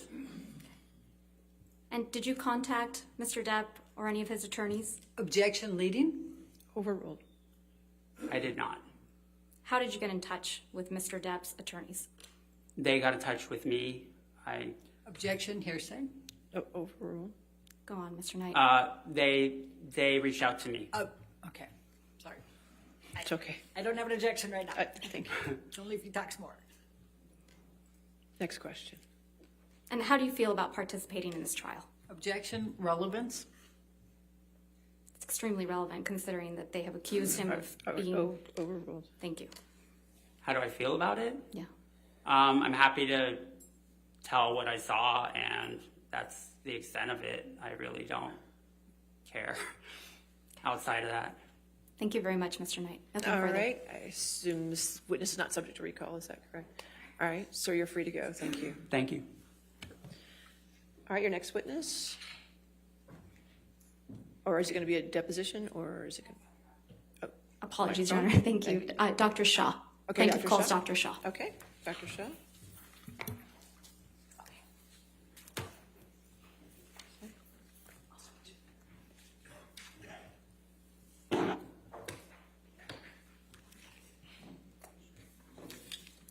you solemnly swear or affirm to testify truthfully in this case or penalty of law?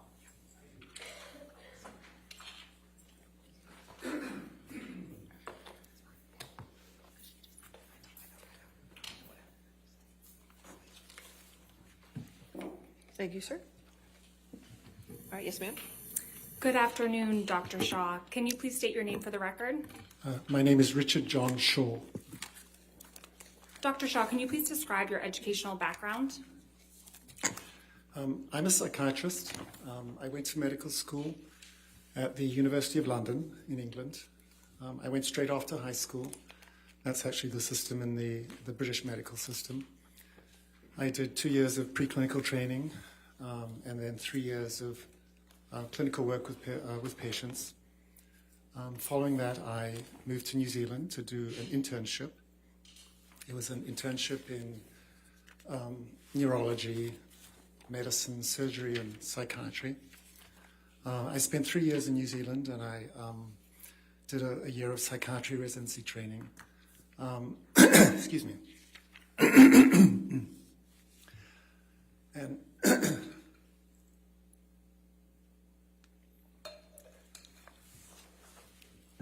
following that, excuse me. Following that, I moved here to the United States for the first time and did a residency in adult psychiatry at the Albert Einstein College of Medicine, which is in New York. That was 4 years of training in the Bronx. And I also did some subspecialty training in family therapy, couples and family therapy as in my 4th year. And after that, I moved to California, and I've worked at Stanford. I studied at Stanford. I did a fellowship in child and adolescent psychiatry, and I've been at Stanford pretty much since then. Dr. Shaw, what is your current position? I'm a professor of psychiatry in the Department of Psychiatry at Stanford. I also run what's called the Psychiatry Consult Service at the Children's Hospital at Stanford.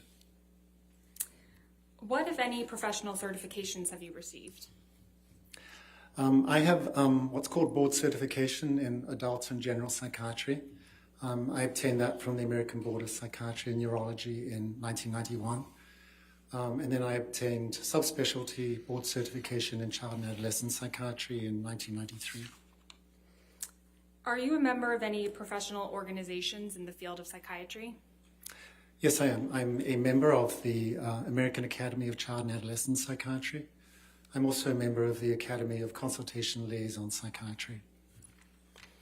How long have you been practicing psychiatry? If you include my training in psychiatry residency in the US, that would be since 1985. Is that approximately 35 years? Yeah, I think so. Okay. What percentage of your practice involves treating patients? Yeah, approximately 3/4 of my time is working with patients. I work in the pediatric hospital, treating a combination of mainly children and adolescents with severe medical conditions, but also working with parents of children who have severe medical conditions. I also consult to the pediatric emergency room, and we evaluate patients who show up with suicide attempts and other serious situations.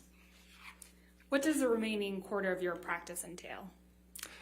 Well, as a professor, I have to do a number of academic activities. So I do research, I do a lot of teaching, I give lectures, I supervise residents, medical students, and fellows in psychiatry. I do some administrative work. Yeah, so it's a pretty diverse, varied day and week.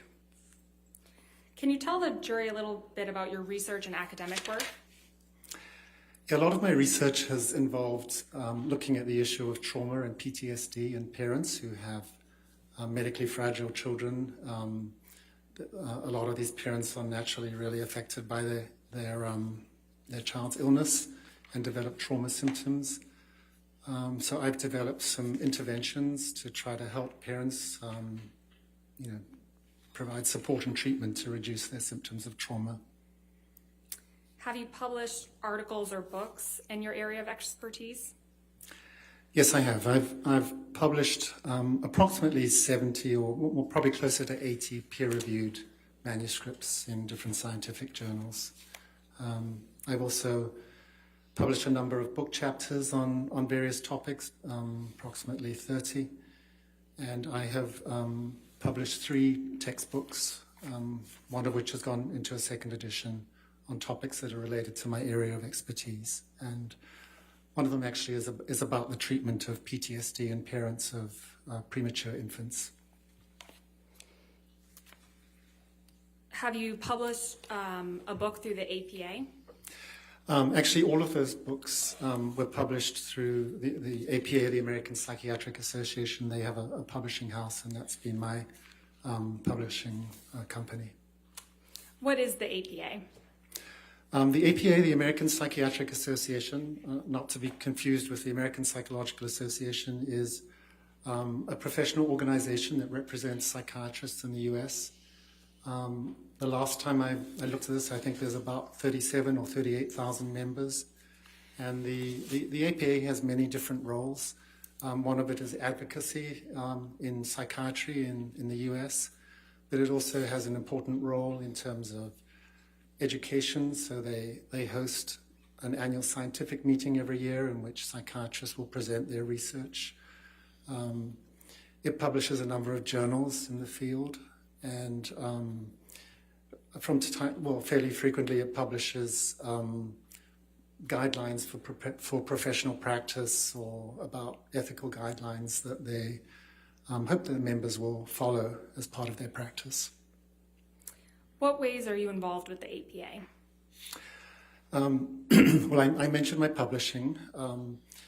I also present at the scientific meetings. I last presented in 2021 during COVID. It was virtually, but on the topic of group therapy for parents with trauma symptoms. I follow the APA and their various guidelines. I think it's a really influential and important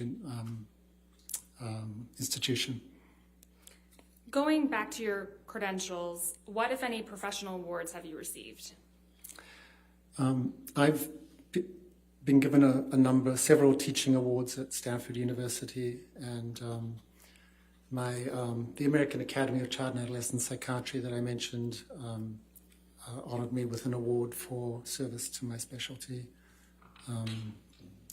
several years ago. I don't remember exactly when. Have you given any public presentations in the field of psychiatry? Yes, that's part of our work as an academic psychiatrist, is to lecture, to give presentations. So I present fairly frequently at annual scientific meetings, as I mentioned. I've been invited to give grand round presentations at different medical centers, including University of Pennsylvania and Harvard. So that's just part of our role is to try to educate our colleagues about our work. Have you testified as an expert in the field of psychiatry before? Yes, I have. On how many occasions? I would estimate, in terms of deposition and trial testimony, approximately 50 times in the past 15, 20 years. What type of cases did you testify as an expert in? They're pretty varied. So some of them have been medical malpractice. I've also done a number of cases evaluating victims who've been subject to physical or sexual assault or trauma. What work were you asked to do in this case? My role in this case was to give my opinions about the testimony and opinions of Dr. Spiegel, whom you heard from yesterday morning. And what work have you done to form your opinion? I was present yesterday in court listening to his testimony. I have viewed his depositions. He had 2 depositions earlier this year, and I watched those depositions. I've also read a lot of deposition testimony. For example, testimony by Mr. Depp's psychiatrist, Dr. Blaustein, by his physician, Dr. Kipper, and nurse Debbie Lloyd. I've reviewed depositions by many of the therapists involved in this case, including Dr. Banks, the relationship consultant, Dr. Cohen, who was Ms. Heard's therapist, and I think Dr. Anderson, who I think provided some couples therapy. I've also reviewed the medical records of Dr. Kipper and Dr. Blaustein, and some various email communications. I think a lot of the information that has been talked about here. Thank you. Your Honor, at this time, we'd like to offer Dr. Shaw as an expert in the field of psychiatry. Any objection? We approach. Okay.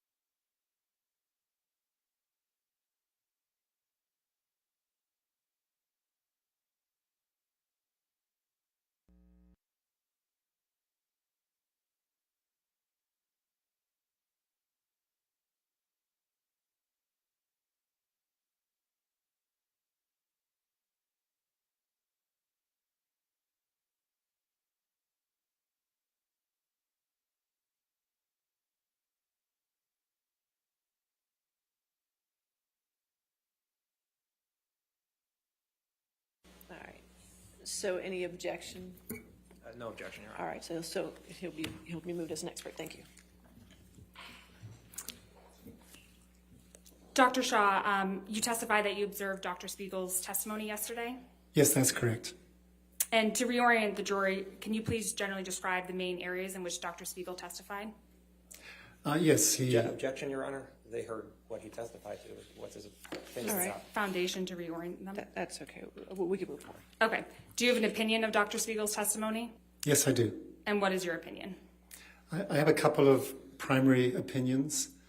The first is that my opinion is that he violated the ethical principles that are outlined in the Goldwater Rule when he gave his opinions about Mr. Depp, specifically with relationship to personality traits and his cognitive abilities. My second primary opinion would be that that Dr. Spiegel's opinions were unreliable and that he had insufficient information. Objection, Your Honor. All right. You're going to approach? Yeah.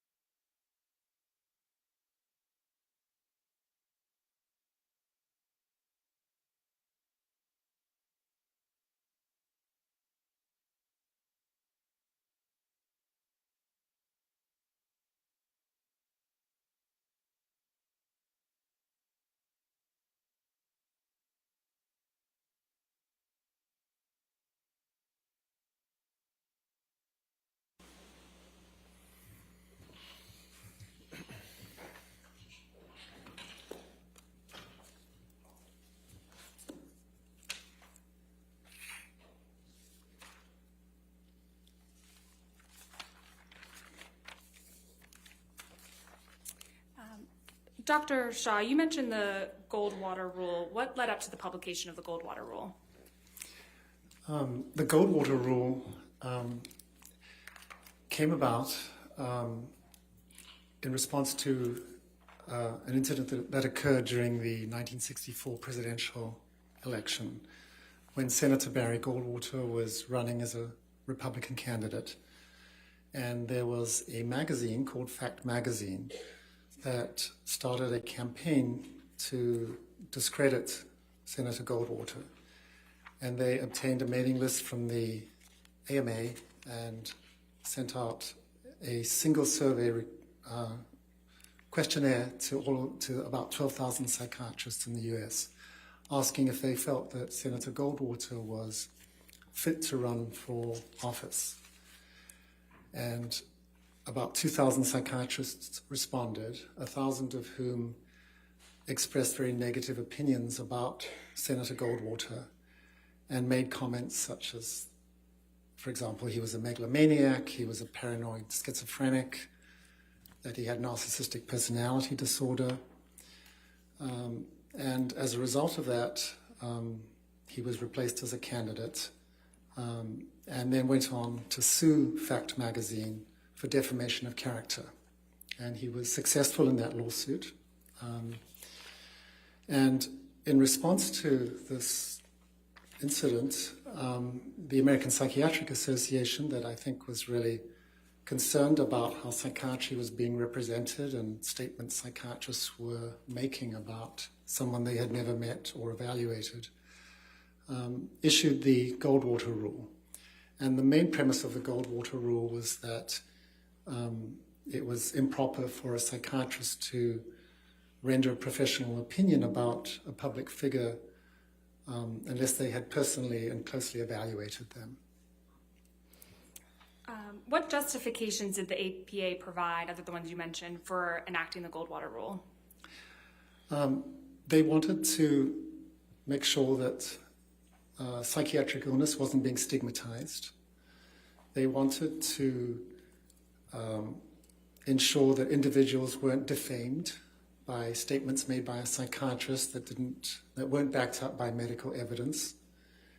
And they also wanted to preserve the integrity of the psychiatric profession, since I think the public in general, when a psychiatrist speaks out publicly and expresses an opinion, a psychiatric opinion, people generally like to take that seriously, and the APA wanted to make sure that those opinions were credible and could be relied upon. Have there been any updates to the Goldwater Rule? Yeah, since 1973, which was when the Goldwater Rule first came out, there have been a number of revisions and publications by the APA. They're called Annotations in Psychiatry, in which the Goldwater Rule has been better defined and expanded to some degree. So, for example, in 2017, in this publication, the APA reasserted that it was not ethical to provide a psychiatric or professional opinion about someone who had not been evaluated personally by that psychiatrist, that it was unethical to provide an evaluation without obtaining consent from that individual. They also sort of really kind of defined what a professional opinion is, and how they defined it is that an opinion that a psychiatrist expresses about someone's speech, behavior, or any characteristic about that person, if that opinion is made using the expertise, experience, and knowledge inherent in the practice of psychiatry, that is considered a professional opinion. So it might include making a diagnosis or not making a diagnosis. And the other, I think, a couple of important things about that 2017 document were that the APA specified that if a psychiatrist is to give an opinion about someone, about the diagnosis or personality characteristics, whatever, that they have to follow an appropriate methodology. They have to do an evaluation that follows the standard practice of a psychiatrist here in the US. And if they don't do that, they are considered to be,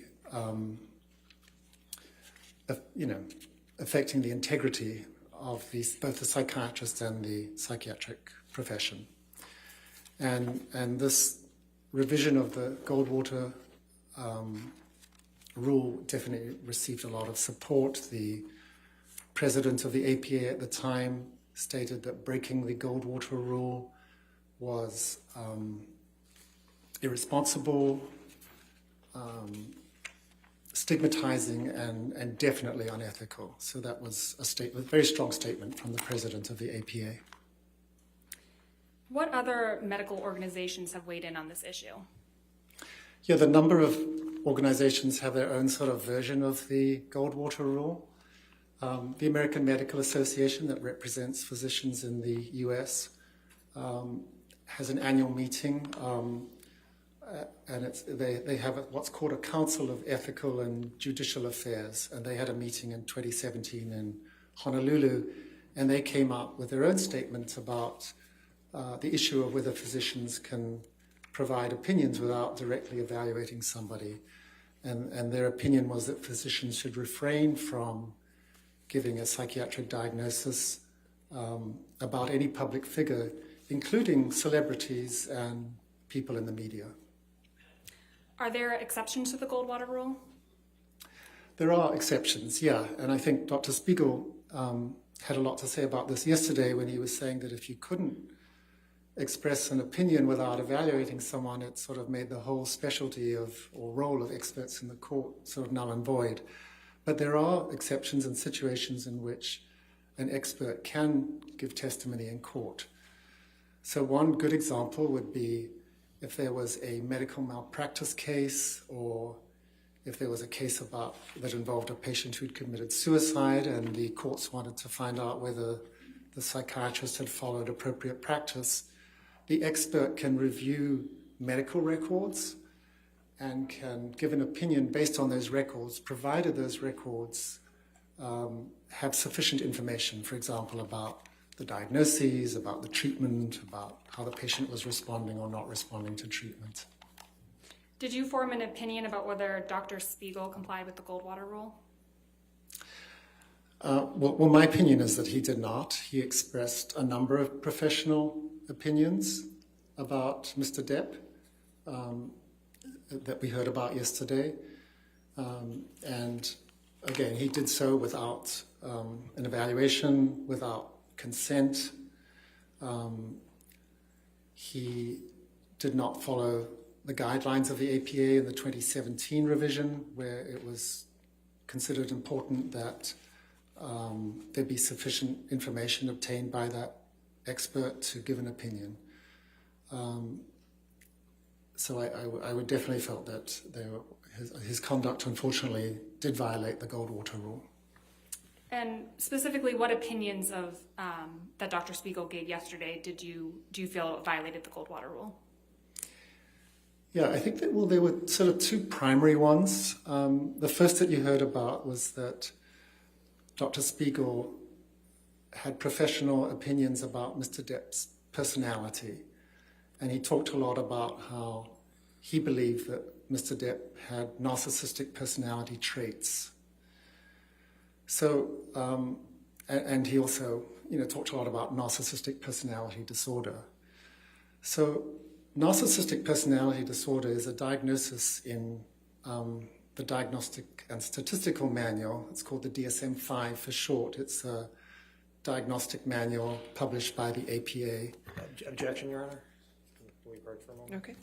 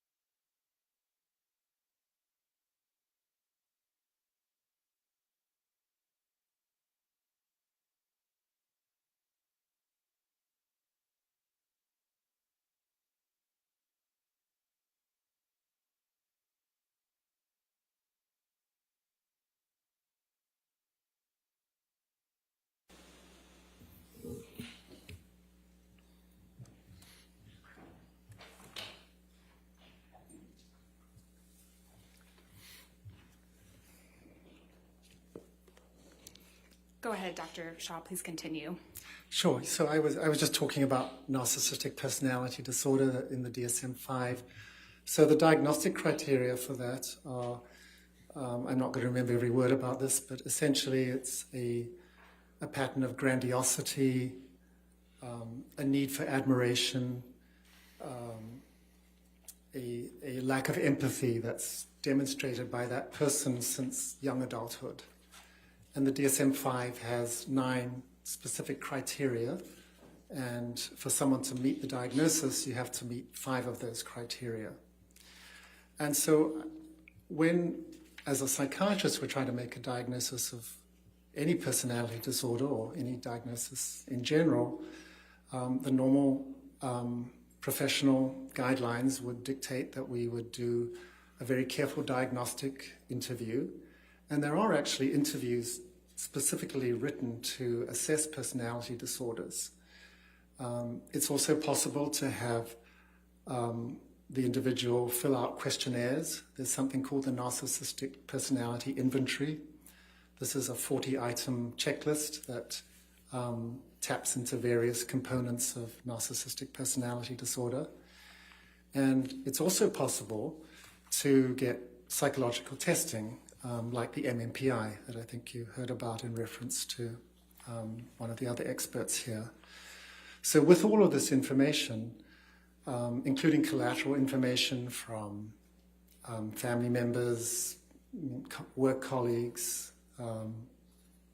information of that sort, it is possible to come up with a diagnosis of narcissistic personality disorder. So in the case of Dr. Spiegel, he had none of this information, even though he came out and stated with what he described as a degree of medical certainty that Mr. Depp had narcissistic personality traits.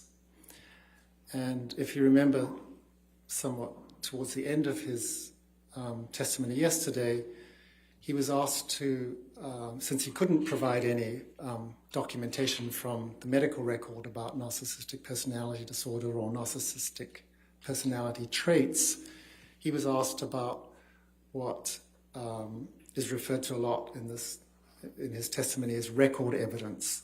So information that he obtained from depositions, from text messages, from emails, whatever. And so he was asked to give, I think, 5 examples of record evidence that would make it seem like Mr. Depp met criteria for narcissistic personality traits.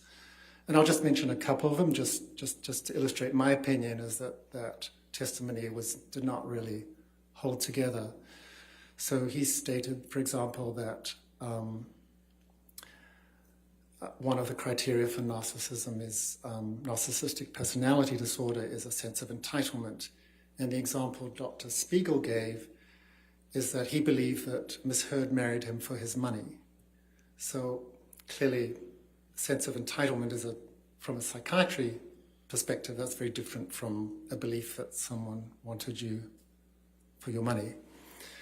A second example that was given was that he was asked to give an example of how Mr. Depp had shown that he was envious of others, which is another criterion for narcissistic personality disorder.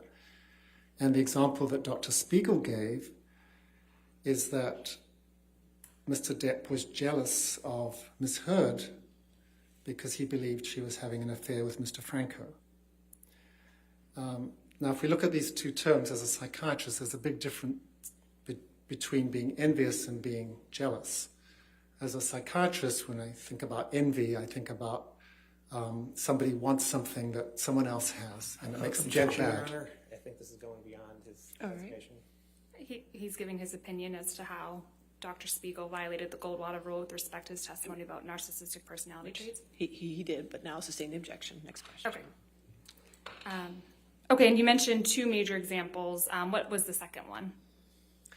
The second one was confusing being envious with being jealous. Oh, sorry, Dr. Shaw. I mean, You mentioned two major examples of ways Dr. Spiegel violated the Goldwater Rule. What is the second? Oh, sure. So the other big category had to do with Dr. Spiegel's evaluation of Mr. Depp's cognitive abilities. And his general opinion was that Mr. Depp had deficits in his memory, in his attention, in his processing speed, that he had word-finding difficulties. Again, Dr. Spiegel did not evaluate Mr. Depp, and the information that he relied upon, there were two pieces of information. The first was that he watched a very long deposition that Mr. Depp gave the day after I think he had flown back from London to the East Coast. And he made observations about Mr. Depp's behavior in that deposition, and felt that he could opine or give an opinion about processing speed and other cognitive aspects. He also made reference to something you heard about yesterday, this thing called the mini mental status examination. This is a brief screen for memory and cognitive functioning that is often done.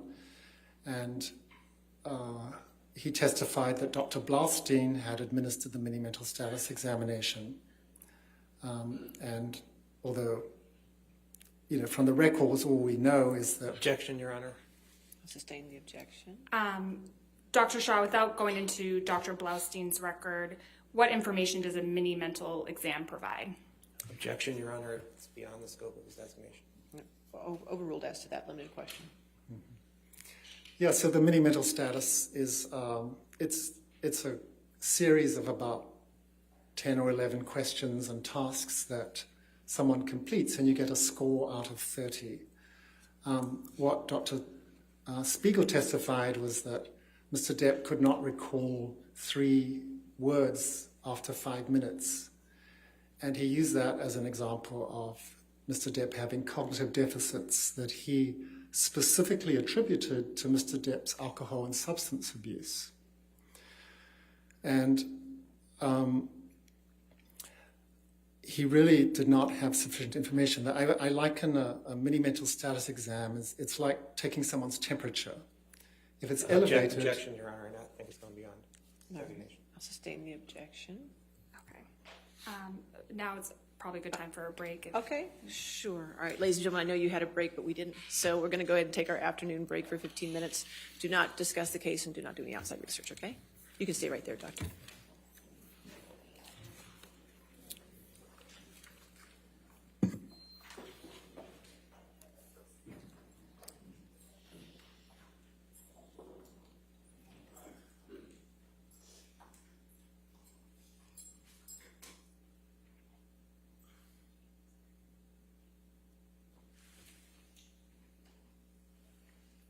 All right, you're excused for the 15 minutes too, sir, Doctor. Okay, we'll come back at 4:17 then, finish the day? Okay.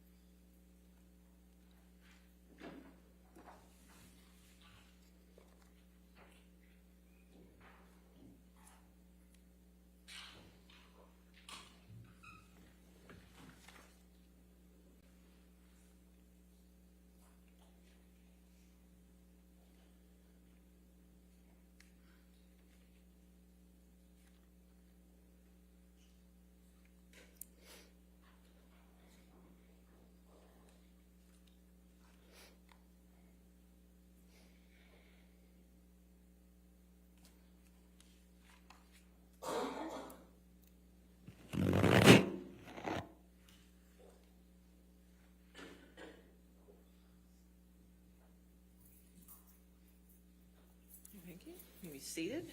All right, your next question. Thank you. Dr. Shaw, is the Goldwater Rule limited to diagnoses? It's not. It's includes all professional opinions. Do you agree with Dr. Spiegel that the Goldwater Rule doesn't apply to expert witnesses? I don't agree, no. How could Dr. Spiegel express an opinion without violating the Goldwater Rule?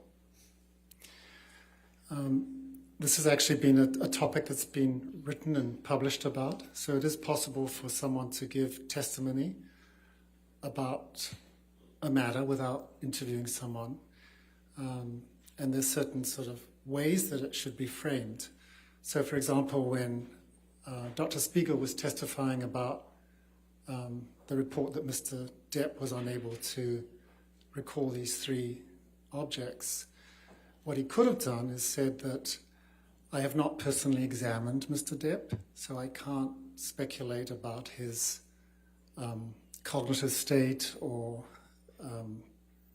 ability to function cognitively.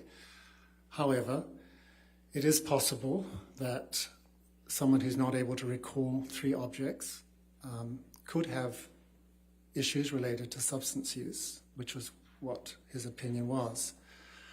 However, what he should have done in expressing his opinion is then have followed up to say that in order to really establish whether these were relevant and significant cognitive deficits, Mr. Depp should have had psychological testing to establish the nature of these deficits. And he should also have added that there are other potential explanations for these findings. So, for example, it's possible that Mr. Depp... Objection, Your Honor. He's now going past the designation. I think he's just opining as to, or is responding to Dr. Spiegel's testimony yesterday. No, he's opining as to what Dr. Spiegel could have said, but it's past the, whether he, about the All right, Goldwater Rule. if we can move on. Okay.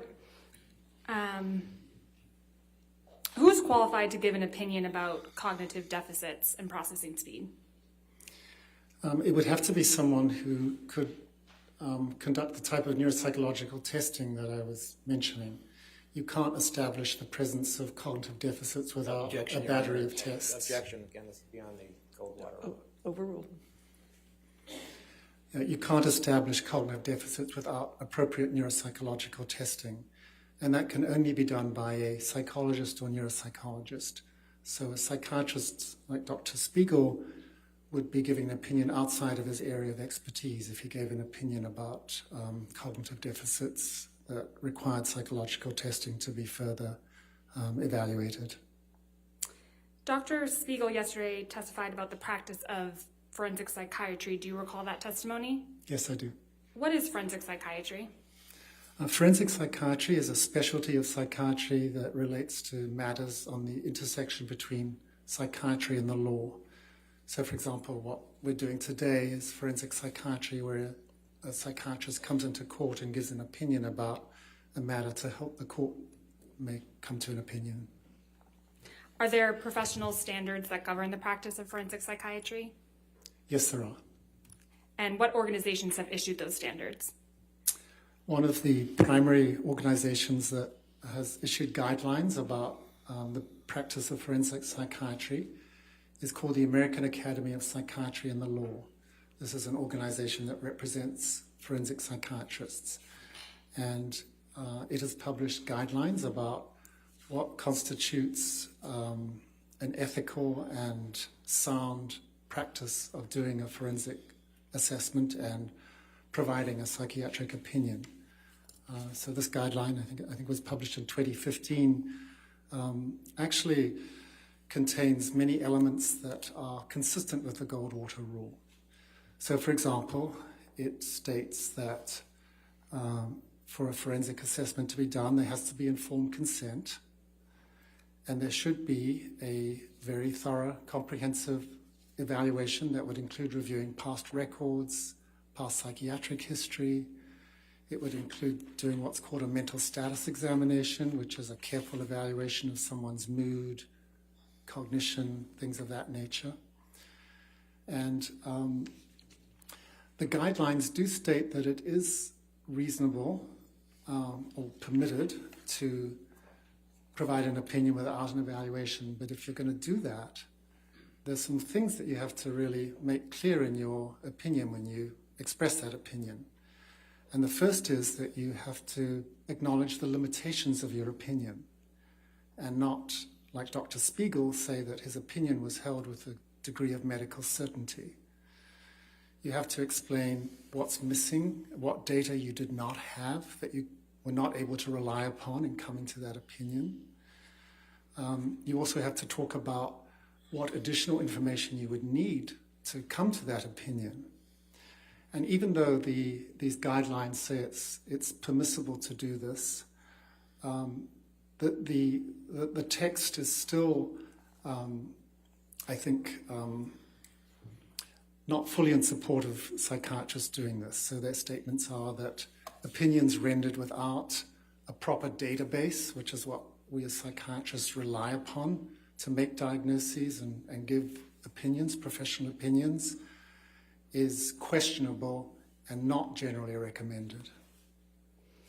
Did you form an opinion about Dr. Spiegel's testimony with respect to these practice guidelines? Yes, I did. And what is your opinion? Well, my opinion is that he did not follow those guidelines. So, for example, he did not have consent. He did not do even a basic evaluation of Mr. Depp. When he gave his opinions, as I just mentioned, he said they were opinions that he had to a degree of medical certainty, and he did not make any statements about what other additional information he would have wanted to make that opinion. So, for example, when asked about should neuropsychological testing be performed, he said most patients don't have access to that, which is actually not at all true. I mean, every medical school has neuropsychologists that can do testing. So I think that was an unfortunate statement. So I think those are the primary ways in which the Goldwater Rule was violated, and the practice guidelines were not adhered to. Dr. Shaw, yesterday Dr. Spiegel was talking about correlation and causation. What is the difference between correlation and causation? Objections? It's not in this designation. It is. We can approach and I can show you. All right.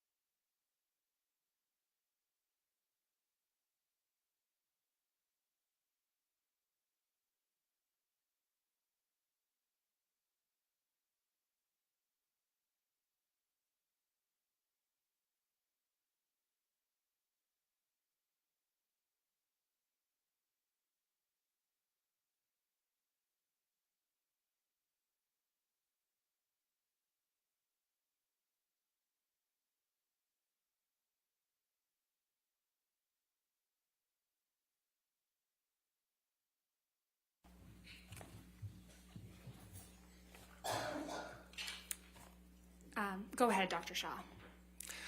Yes, so the difference between a correlation and causation, correlation is a statistical analysis of a relationship between two different factors. So in Dr. Spiegel's testimony, he talked about, there being a correlation between opinions he had about Mr. Depp, his narcissistic personality traits, his substance abuse, things of that nature.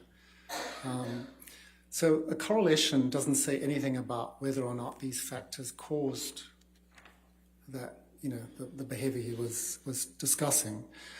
Perhaps one of the easiest ways I could describe this difference between correlation and causation is if we look at the issue of measles, if you'll bear with me. So there's a correlation between being young and catching measles. Now we know that measles is not caused by being young. Measles is caused by a virus.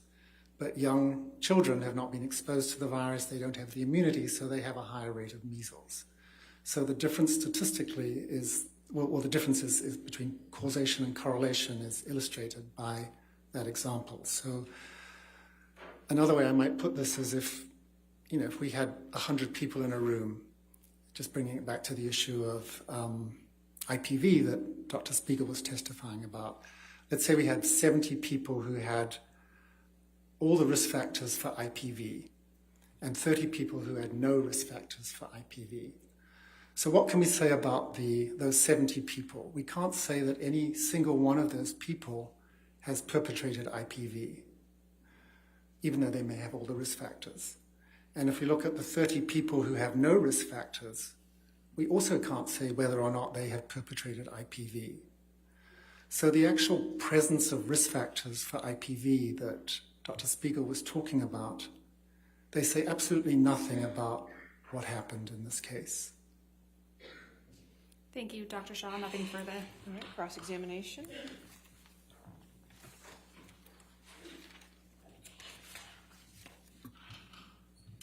Good afternoon, Dr. Shaw. Good afternoon. You're not offering any opinion as to Mr. Depp's psychology, correct? That's correct. And you testified a lot about the Goldwater Rule. You know of no case where an expert has been excluded from testifying based on the Goldwater Rule, correct? I don't know about the whole universe of cases. It's possible, but I don't know personally about one. And you, before this case, you've never offered an opinion on the Goldwater Rule before, correct? That's correct. And you've never written an article on the Goldwater Rule, correct? I have not. And you've never given a presentation on the Goldwater Rule, correct? I have not. And you've never been on any committees regarding the Goldwater Rule, correct? I have not. Okay.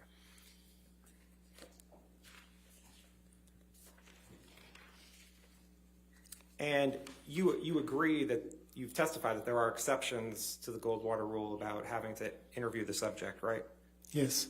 And you understand that Dr. Spiegel requested to meet with Mr. Depp twice, but Mr. Depp declined, correct? I'm aware of that.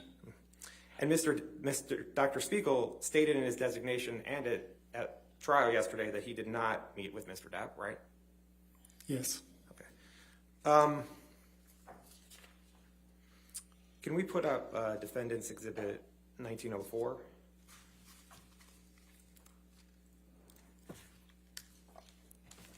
Dr. Shaw, have you seen the opinions of the Ethics Committee on the Principles of Medical Ethics? Yes. Okay. And if you could turn to 79 of the PDF, it's actually, thank you. You see where it's highlighted here? Yes. And it says, psychiatrists have also argued that the Goldwater Rule is not sound because psychiatrists are sometimes asked to render Objection, opinions. hearsay. He's an expert. Overruled. Without conducting an examination of an individual. Examples occur in particular in certain forensic cases and consultative roles. This objection attempts to subsume the rule with its exceptions. What this objection misses, however, is that the rendering of expertise and or an opinion in these contexts is permissible because there is a court authorization for the examination or an opinion without examination. And this work is conducted within an evaluative framework, including parameters for how and where the information may be used or disseminated. You see that? I do, yes. And this court authorized Dr. Spiegel to testify in this case, correct? Yes. Okay, thank you. I have nothing further. All right, redirect.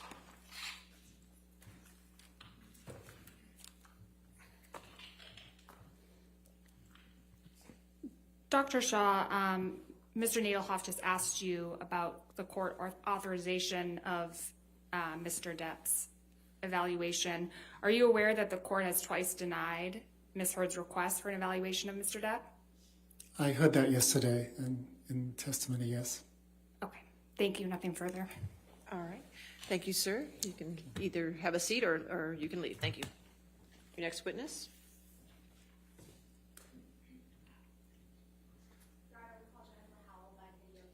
All right. Get the TV.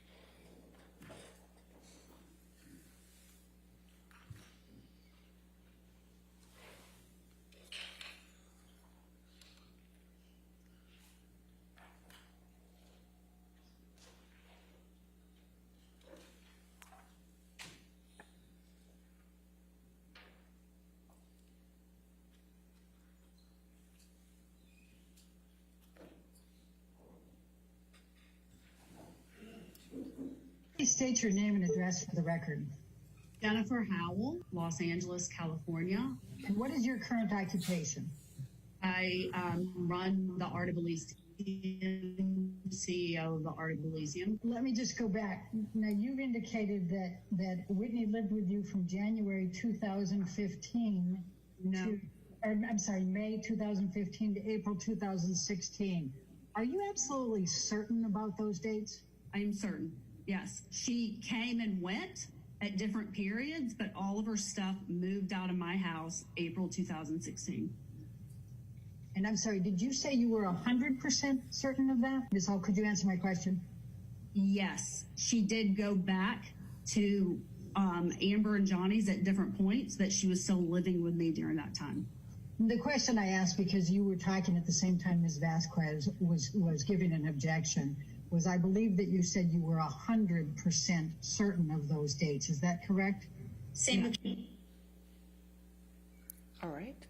Well, you previously testified that you were the CEO for Art of Elysium. Is that correct? That is correct. And are you still currently in that position? Yes, I am. And how long have you been the CEO for Art of Elysium?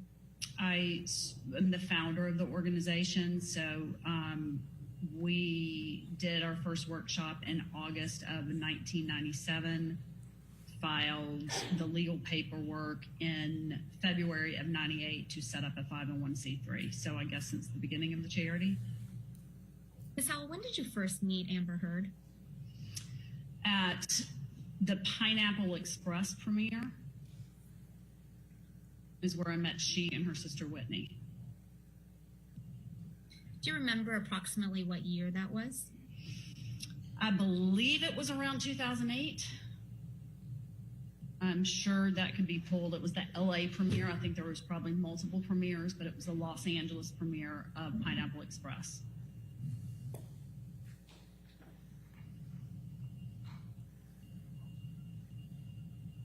Was Ms. Heard there with Mr. Depp? No, this was long before. I was a guest of James Franco, and Amber was in the movie. And so I met she and her sister at to be specific, at the after party of the premiere. Did Ms. Enriquez end up working for Art of Elysium at some point? Yes, she did. What year did Ms. Enriquez begin working with Art of Elysium? I believe it was in 2014. I don't have those documents right in front of me. I believe it was leading into the year Amber was receiving the award. And what was Ms. Enriquez's position at Art of Elysium? Art salon manager, director. Does Ms. Enriquez still work for Art of Elysium? No. When did that end? 2015, I believe. Each time you saw Mr. Depp, did you ever see him doing any illicit, illegal drugs? Never. Did you ever see him consuming excessive amounts of alcohol? Objection. Never. Did you ever see Mr. Depp appear intoxicated? No. Did Ms. Heard ever show you photographs of depicting injuries on her face or body? No. Did Ms. Heard ever tell you that Mr. Depp was abusive towards her? No. Mr. Depp paying your legal fees, Ms. Howell, for this deposition and the testimony you've provided in the UK action? He is not. Who is? Myself.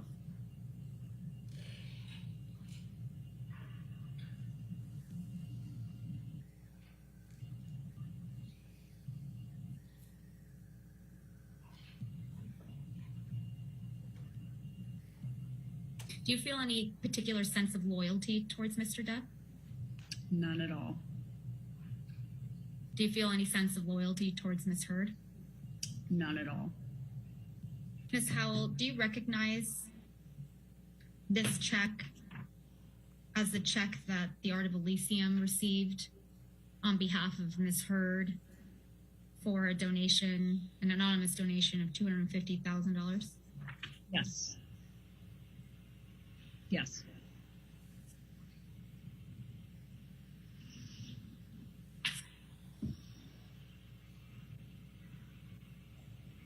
I believe you testified previously that you understood that the anonymous donor was Elon Musk. Is that true? Yes. If I could please have Exhibit 4 brought up. And for the record, it's base stamp JH 22 through 29.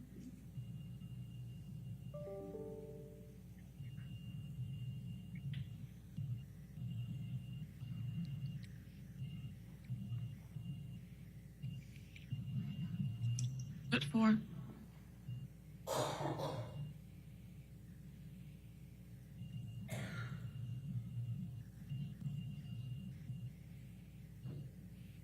Do you recognize this document, Ms. Howell? And if you need to scroll through the 8 pages, feel free.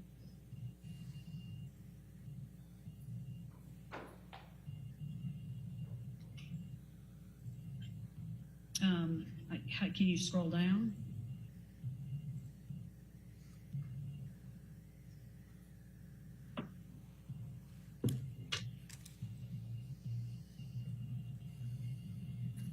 Yeah, I recognize that. And what is this? That is an email, I believe, I sent to Whitney. Scrolling up to the first page of this attachment, who is Marcel Parasol? Sure, Carousel. He is one of my oldest friends in Los Angeles who has served as a board member of the Art of Elysium and